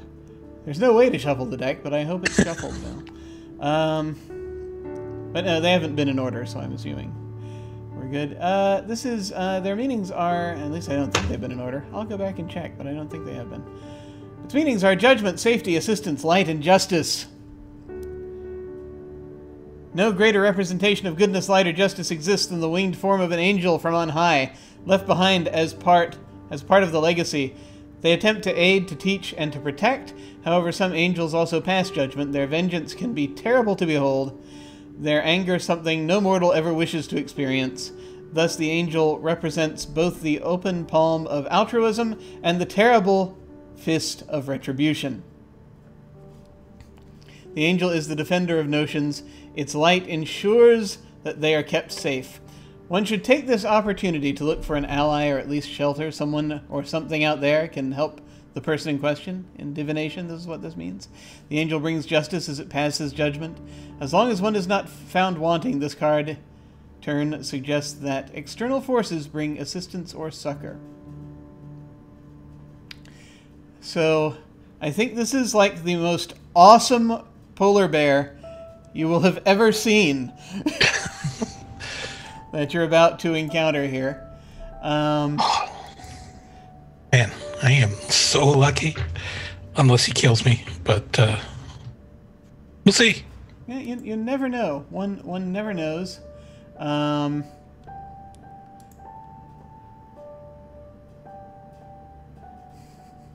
I'm going to. I need to jump into the thesaurus really quickly because there's a very particular thing I want the.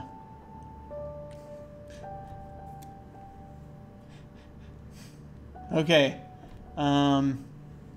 We'll deal with that there. Okay.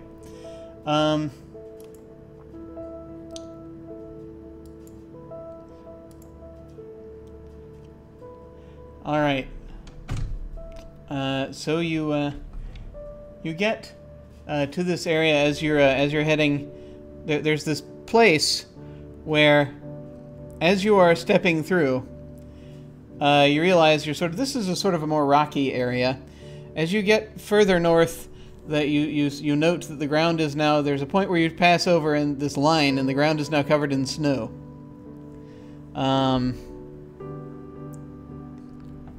And as you get closer,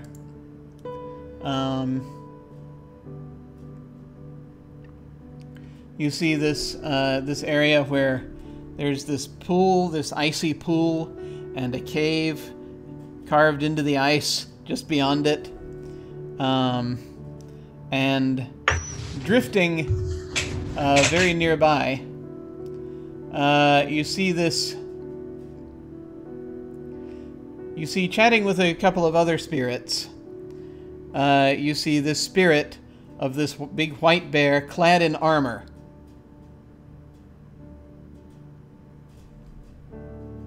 It would appear. Bright, shining armor. Now that, to no one in particular, he's just gonna say, "Wow, now that's just majestic as fuck."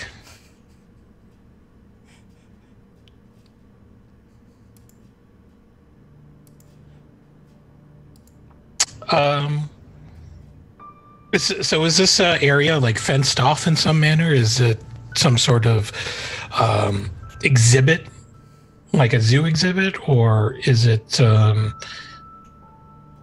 like, what is this in terms of the fair, I guess? It's well, like most parts of the green, this is still under the green. Any of these places that you're going to find, you're going to find animals roaming all over the place, pretty much. Animals and plants also roaming all over the place. The green is very much about nature and life. So that's what primarily you're going to get. So it's not exactly what one would call an exhibit per se. This is just sort of the area where these particular spirits are hanging out. Okay. I guess it's the folks from the green, I guess, have a little bit of trouble, you've noticed, kind of deciding what constitutes an exhibit, because it's a very human civilization thing. Sure. And so their interpretation of that is more, shall we say, free range. Fair enough. So, can I, is it obvious what kind of other spirits are there surrounding the bear, or, one of them is looks like a weather spirit. Looks like a little whirlwind. And one of them actually just sort of sitting off to the side looks kind of like a human with elk horns, and it's just sort of sitting off to the side, just kind of it's playing an instrument of some kind. Interesting. Looks kind of like a harp. All right. I think I'll casually wander over into their direction, listening to the music. I'll make sure that my badges are on display. Generally, spirits have a good reaction to seeing the symbol of someone who does provide a vessel. Okay. Let me see. As you are getting closer,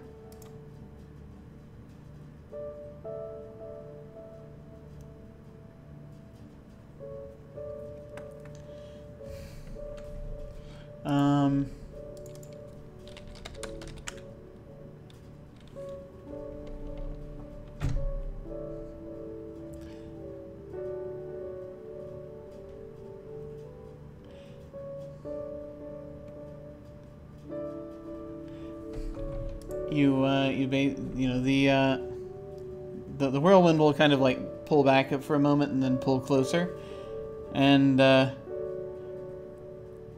bear will sort of stand further up.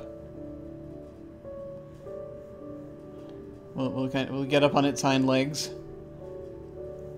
and we'll turn to you. Hail. Greetings, and he'll tip his flat cap. He'll also nod to both the harpist and the whirlwind. The harpist inclines her head and continues. And the whirlwind just sort of impatiently is wobbling back and forth. I'm sorry, I was just passing through. Growing tired of other people's company, and thought I would just seek out the spirits and see what the other side sort of feels like. Of course. I see you are one who has a familiarity with us. I do. I do call on assistance from time to time, as well as provide it.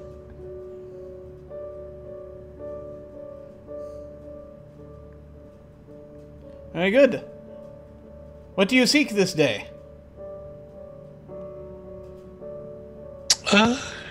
Inspiration, I suppose. I'm still but a neophyte in the Order of the Goetica, and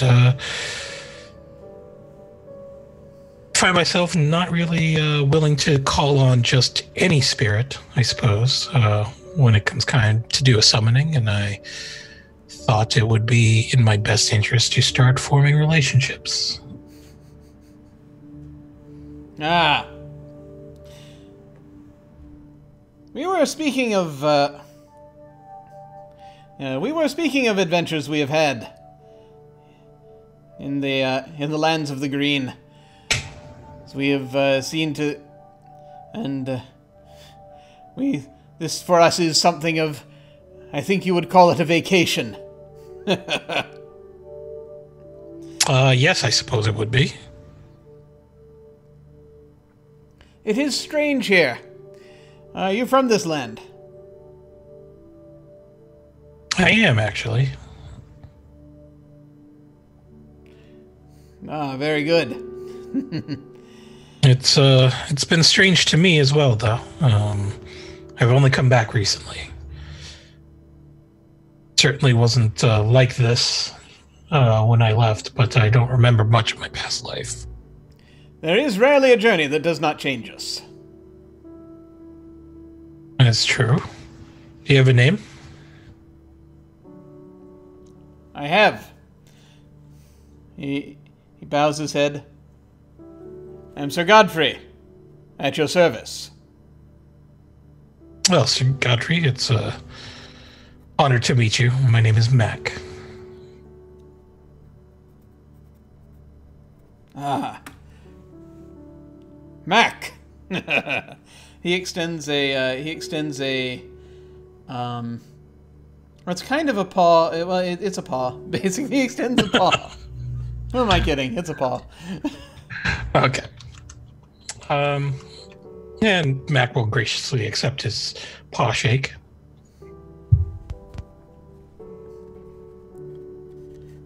Come, sit!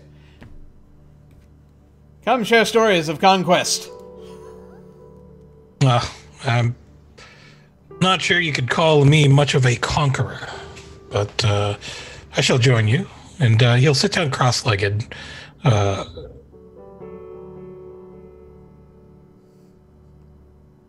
In wherever Sir Godfrey indicates. Yeah, there are blocks of ice here. Oh, so it's going to be a very cold seat. Okay. Deal. There are rocks. There are also rocks that are perhaps not quite as cold as the block of ice. So he'll pick the flattest rock to perch on and relax quietly.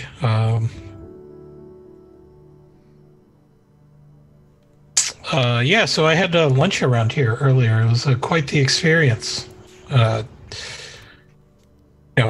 Around these parts, people tend to serve you food rather than insist that you go and fetch it on your own.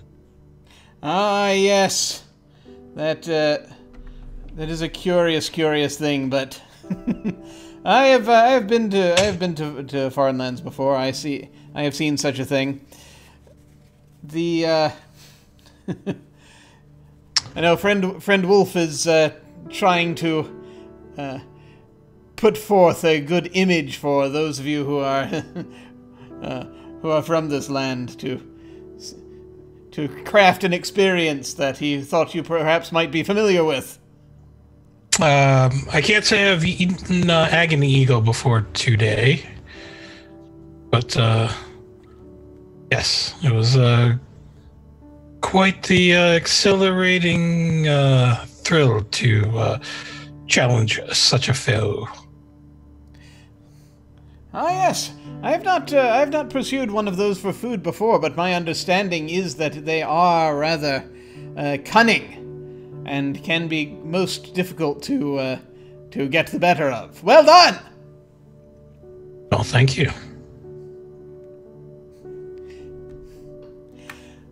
I shall tell you, though, there was a time. Oh, there was a time when I was hunting the great fish of despair. Have you heard of it? No, but do go on. I do love a good story. Ah. Well, it was near the edge of an ice floe. And he proceeds to tell a story.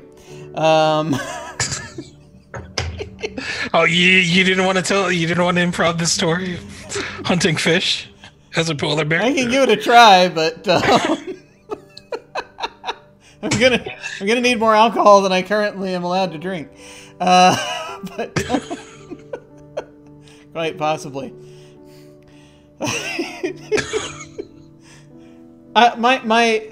thing, he's given to a certain degree, you notice, of long-windedness Yes. when he gets into it. And so he describes it having been a number of days since his since he had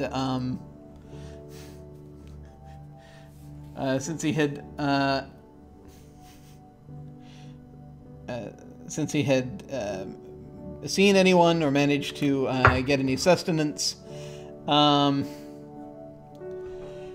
and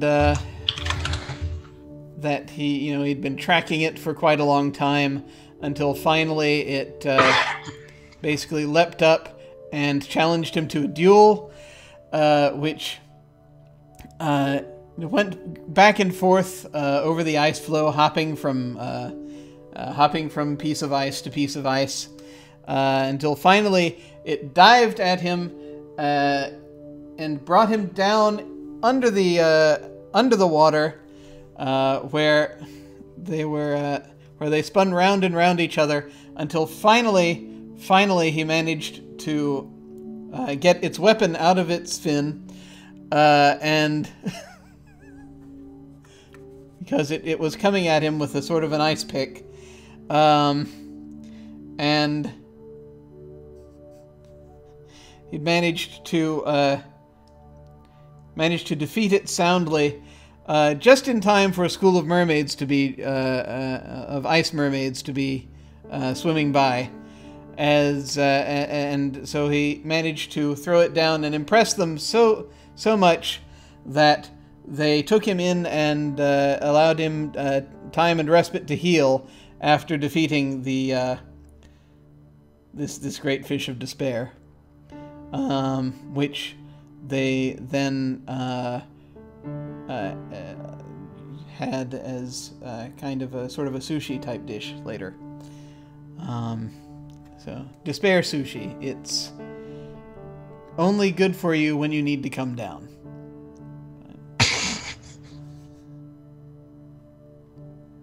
Sir Godfrey, you're truly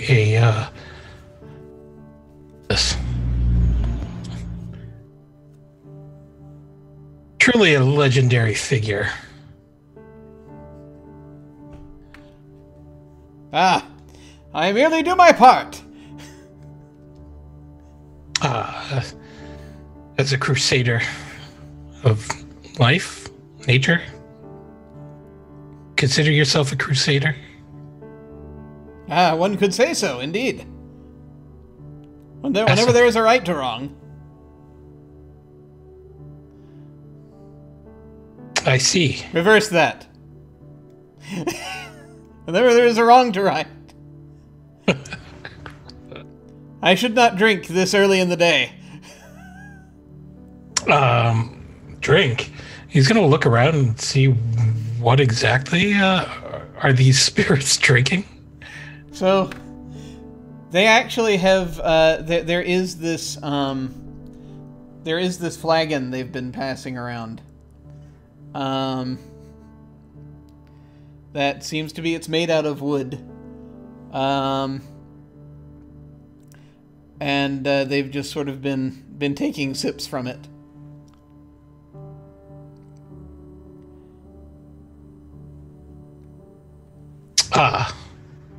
Well, I mean, you are on vacation, Sir Godfrey.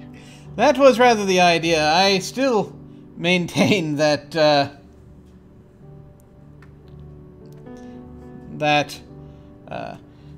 I am still sufficiently alert should there be an emergency. I think now, at the very least, I'm telling myself I need to stop. He says, sort of, as he waves off the flagon, as the elk person is holding it up with kind of a smirk on her face, and he says, "But of course, when on duty, one cannot do such." No, of course not, Sir Godfrey. That would be truly against the code. Quite. Oh, there really is a code? There is indeed.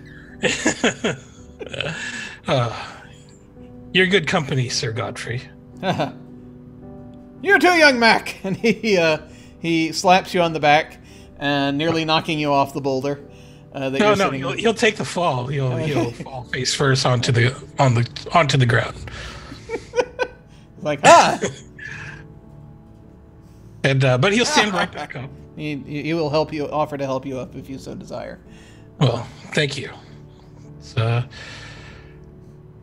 I kind of consider myself a bit of a crusader. There are those of my order who tend to think of spirits as a bit of a commodity, and find that my methods or ways of managing my power to provide a vessel for beings such as perhaps I'm sorry. He'll gesture to the elk, the woman elk spirit. And your name is? I'm the Hunt. The Hunt. Oh. Pleasure to meet you. Yes, quite. Anyway, where was I? Oh. Well, I do believe that spirit and man should live in a bit of harmony. We're all part of the same worlds and share common goals every now and then. I don't see why we can't treat each other with proper respect and set up mutually beneficial relationships. But of course! Always good to ally with those who know the lay of the land, yes? Indeed. So perhaps if I do need some such service as I continue to spread my message, if you will, and could use a brawny crusading companion to accompany me, perhaps it is well that I should call upon you. Ha! You see yourself fighting many a worthy cause, then? I do believe so, if today is any indication. Perhaps we should test him. Oh, fuck. So, Mac will feel a shiver crawl up his spine, and if one must, Madame Hunt.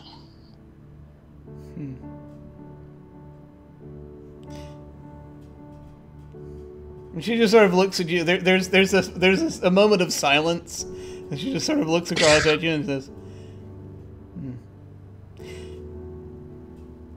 "Well, we could go for the simple test. Drink." So he's going to gulp a little bit and be like, It isn't typically goetic etiquette to simply just accept a drink from a spirit.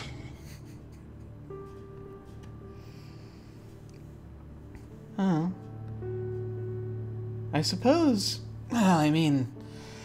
If you don't want to drink, I suppose I could just chase you.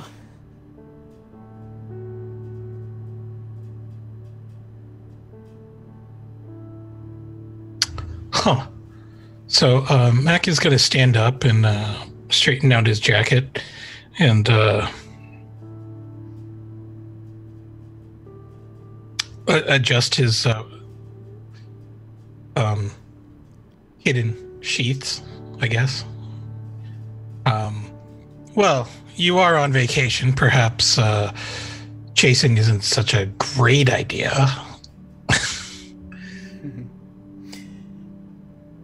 But what is it exactly that drinking this flagon will prove to you? Your courage, good sir.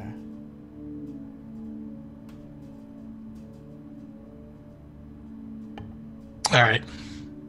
No guts, no glory. He'll accept the flagon.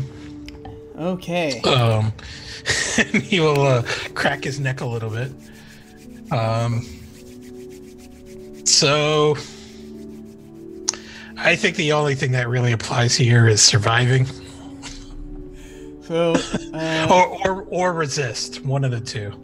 I don't know if you can count both. These are skills? Skills, yeah. Skills. I think resist is the only one that's really applicable here. Survival could be. No. So, yeah, this is... I was going to set this at a the challenge here at about a 6, so that would bring it down to a 5. Is there anything else you would like to do to apply to this? I'll take a bean from physicality. Okay. And that'll bring it down. That'll bring it down to 4. All right. Where did I freaking put Roll20? There it is. Anything else, or oh, no, you're good. You got a 6. Okay. I'm really glad I had stuff to apply there, because if I did not make that, I think my companions would be scraping me off the floor somewhere. Yes, awesome. Yes, I was playing Window Tetris for just a moment there. I would like to. I feel the need to draw another card so that I can better describe what this drink does. Oh, okay. That's perfect. All right. Oh, God. Well, in a way, they're all perfect. Yeah. The Golden Ship. Meanings: wealth earned, honor, prestige, respect. There are many ships, but only one golden ship. This legendary vessel supposedly carries only the greatest heroes, the most influential celebrities, the highest nobles, and the most powerful Vizsla to ports of call most people cannot even imagine. Even seeing the ship is a great honor. It represents wealth and prestige. A highly positive card. The Golden Ship suggests that one will earn wealth, fame, or respect, or all three. It presages a successful endeavor, but usually only if that endeavor is grand in scope. The Golden Ship does not waste its time on petty actions or minor deeds. Alternatively, this card turn might suggest the intervention, again, probably in a positive way, of someone wealthy, well-respected, or influential. So I'm going to offer you a choice here. That I just want to...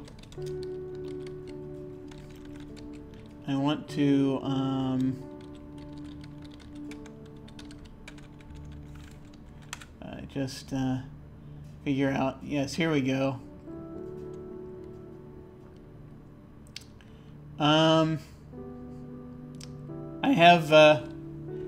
I need you to choose between one of these 3 words for me. Are you ready? Okay. They are honor, valor, or justice.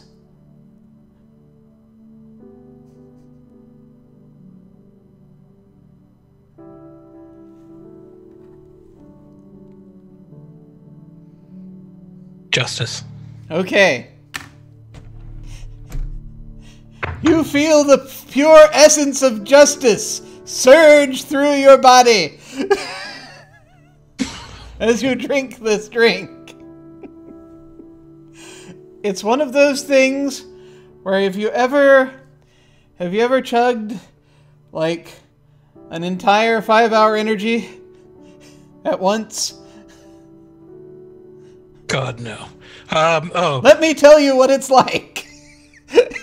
I can tell you, I know what it's like to drink 4 Red Bulls in one sitting. It's probably kind of like that. I've only done one of those 2 things. I was about to drive home at 2 a.m. I drank the whole thing, and then I realized I couldn't drop below 60 miles per hour or my heart was going to explode.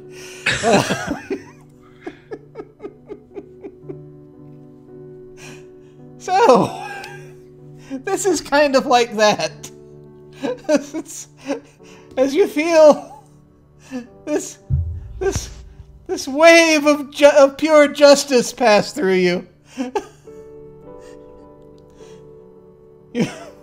You feel like going out and booking a dozen criminals right now.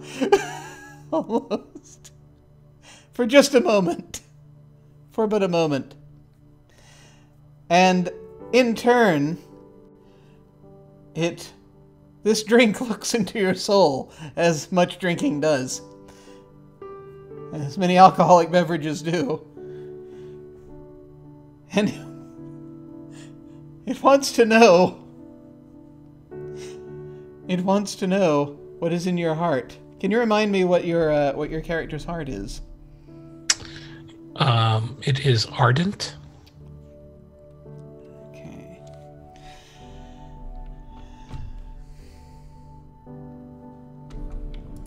So, as you were doing this, you're able to channel this. This is very much sort of complementary to your ardent feelings, to the feelings, raw power, untamable passion, and it's very much a thing that surges through you in that manner. And again, it's for but a moment. But what do you do? How do you react?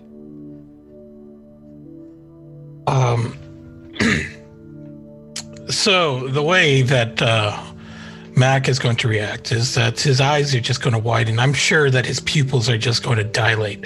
He's going to look around and look for some sort of purse snatcher, pickpocket, whatever. Just see if there's anything that looks remotely like some sort of crime. So like, I'm Batman. I'm Batman, and he's going to remove his hoodie and his no. He's going to pull his hood over his face, and I am the knight. And he'll flick his wrist, and a throwing knife will slide into his fingertips as he looks around for a target in which to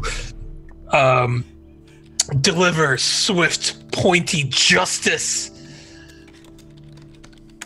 So yes, you see that there. So there appears to be a. I have no idea what I'm doing. There is an Arctic hare who is loitering here, nearby, just kind of hanging out, and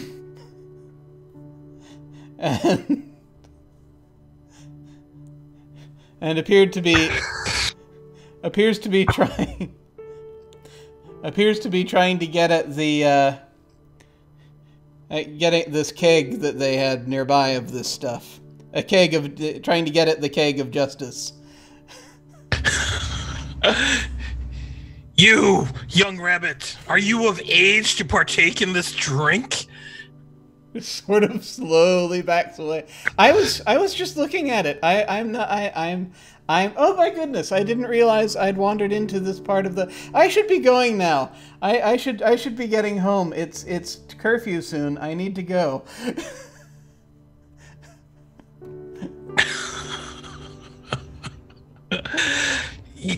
You do that, citizen. Oh, yes, sir. I'm going now. Just quickly hops away.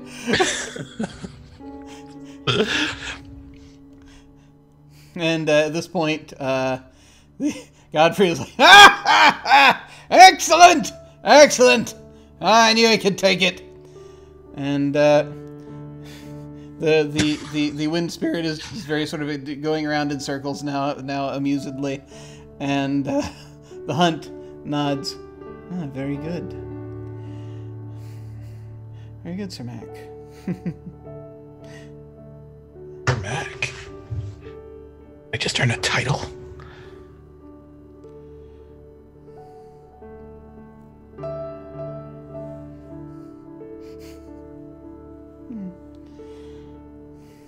And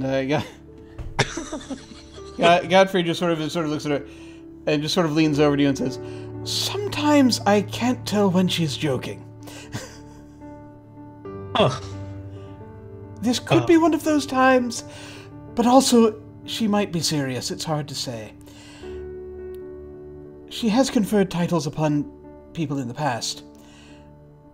Spirits in the past. It is, she has the authority to do so, if she so desires. Where are you? I just wait and see if she calls you that again at any point. Of course. Your counsel is most wise, Sir Godfrey. Indeed. Why? But yes, of course. Should you? But of course, you have drunk with us. At any point, should you require my assistance for a noble cause, you need merely call upon me. Thank you. Your assistance would definitely be most appreciated. And he will slide the throwing knife back into his, hidden sheath and bow to the mistress of the hunt and ask, Mistress, may I seek your counsel?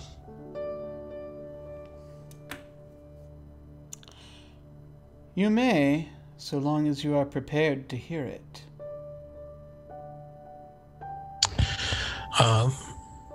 I've only come to this power recently. Very much different from the life that I had spent within the shadow. I believe that my physical capabilities and prowess is my physical capabilities are promising, but I've always found that skill is far more valuable than just simple potential. I seek a instructor to teach me the art of close combat. Do you know of someone in the Indigo who can provide me with the skills and the knowledge to take advantage of my abilities?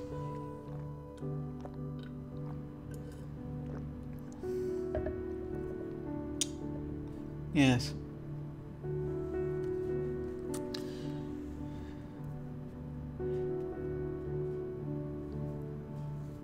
Yes.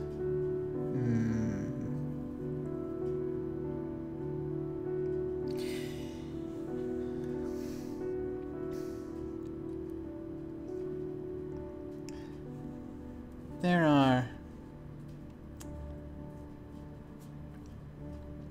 are a few. I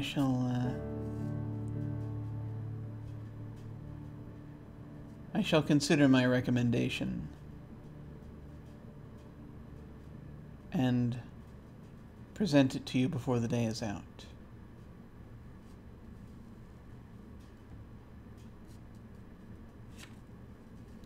Thank you.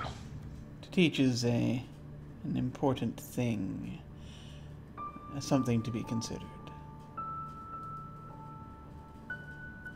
I shall await your counsel then.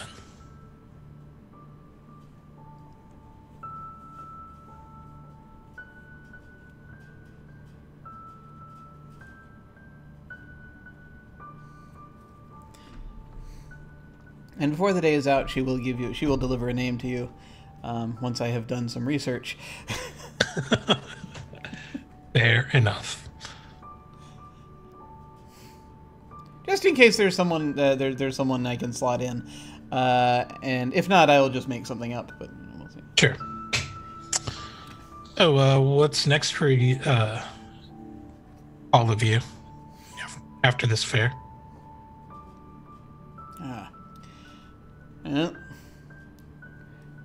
They are returning to the green. He says, gesturing to the to the whirlwind, and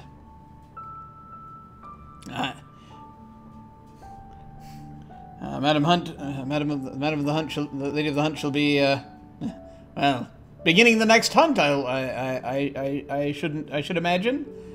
She nods. Any hint as to who the prey might be? Oh, I think you'll like it. Ha ha ha! Lovely. And I shall be questing. Questing? Yes, indeed. Many wrongs, many rights, many wrongs to right. Wrongs to right, wrongs to right. Out there, that is the expression. Ah!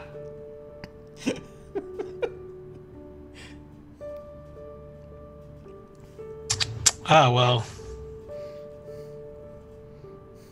Hopefully, I shall not detain you too long from your quests. I do have a journey of my own to pursue. Excellent.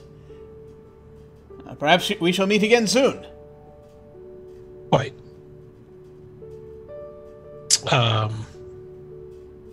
Let's check the time and probably stand back up and give a courteous bow. I shall take my leave then. Mistress of the Hunt, if there's anything I may do to serve you or your court, please do reach out through the channels, and I will find my way to assist you. Very good.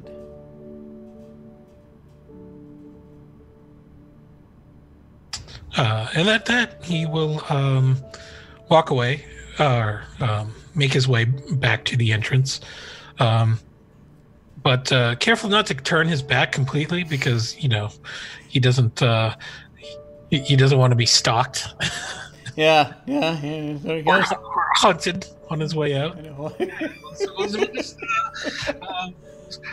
Trust but verify. Trust but verify. There we go.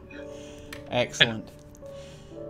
And I think we're probably going to draw to a close, unless was there anything else you needed to get in real quick, or?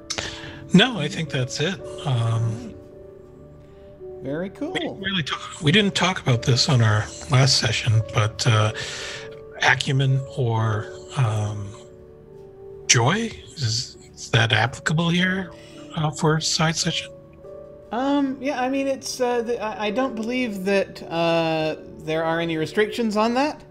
I think there's we haven't really formalized yet at the end of a lot of campaigns I've seen. At the end of a session, according to Hoyle's session, is when they do the stuff, but we haven't really done it the last couple of sessions because we've kind of been sort of still feeling it out. Sure. I think, though, quite possibly this would be worth a point of joy to you. Okay, I think so too, just because it's sort of getting started on the learn a skill arc. Yeah.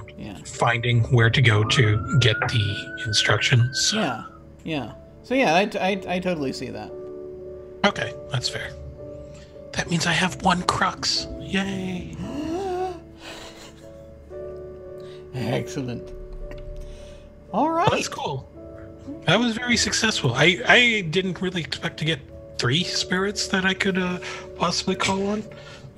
Although I think the hunt might be a little too high of a level to... Quite possibly.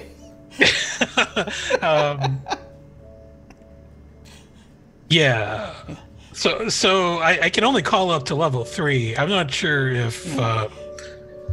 I think the bear is probably level 3, right? Yeah, the bear is... Yeah, I think... the bear is probably the maximum level you can call, because we drew the angel, so that's got to be the most awesome bear in existence. So, Yeah. so the most awesome bear you can possibly contact. So... Yeah. So Jaraneth is probably level 3 too. See, Jaraneth is... Oh, Jaraneth. I will consider it. Yeah, it could be. It could be a level 2 possibly, but it's. I don't mind. I was just trying to figure out, how much strength, I guess, that Mac has. I'm pretty sure the hunt is closer to a 6 or a 7. Yeah, Hunt's pretty up there. I'm just gonna start kissing ass right now, and Yeah, it's good to take these things in stages. Awesome. All Yeah, right. so look at that. We've got five. We've got five new NPCs added to the story.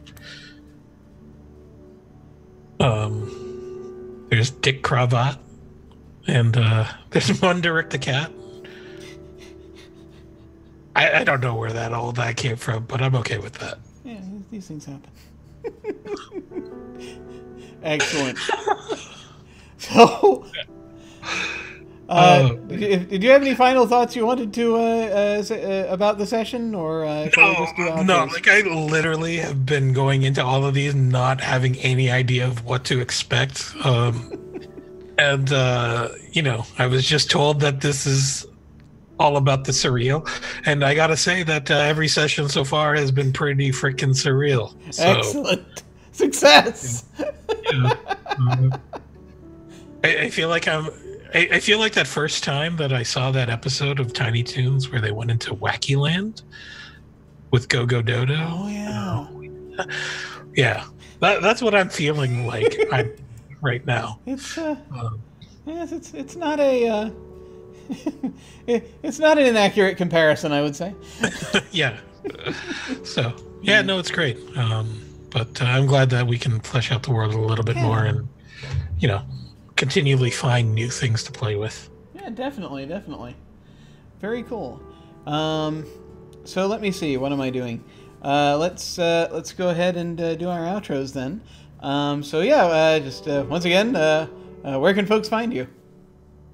Once again, my name is Anino. You can find me on Twitter at Anino Gaming.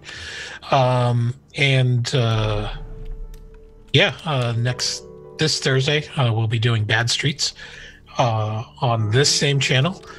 We've got two longerish sessions, right? We're starting at 6. Yeah, we're going to start at 6 Eastern instead of the 7 as originally reported. I got to fix the graphic for that still, but yeah. So, definitely tune in for that. And then we'll be back for our Friday session of Invisible Sun with the rest of the crew. Close. Saturday. Did I say Friday? Oh, I'm sorry. It's in there somewhere. No, yeah. Weekend. The weekend just runs together. It tends to.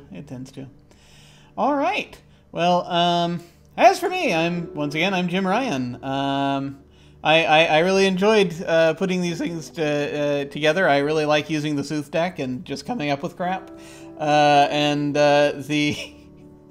I think the part I liked most was the bear. I think that Sir Godfrey was when I pulled the angel card, I was like, okay, here we go.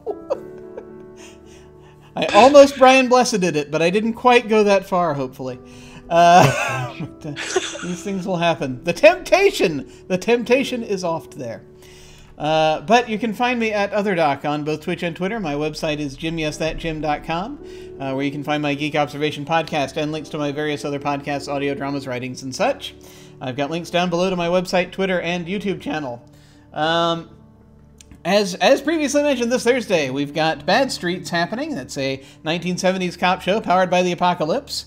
And then this Friday evening, I'm going to be over at Off the Table, playing in their 1890s Urban Shadows campaign. Over the weekends, by and large, I do video games here on this channel in afternoons and mornings. And then on Saturday night, our next regular episode of Invisible Sun, The Age of Paradox. Then finally on Sunday, the one shot we're going to be doing is Avarice.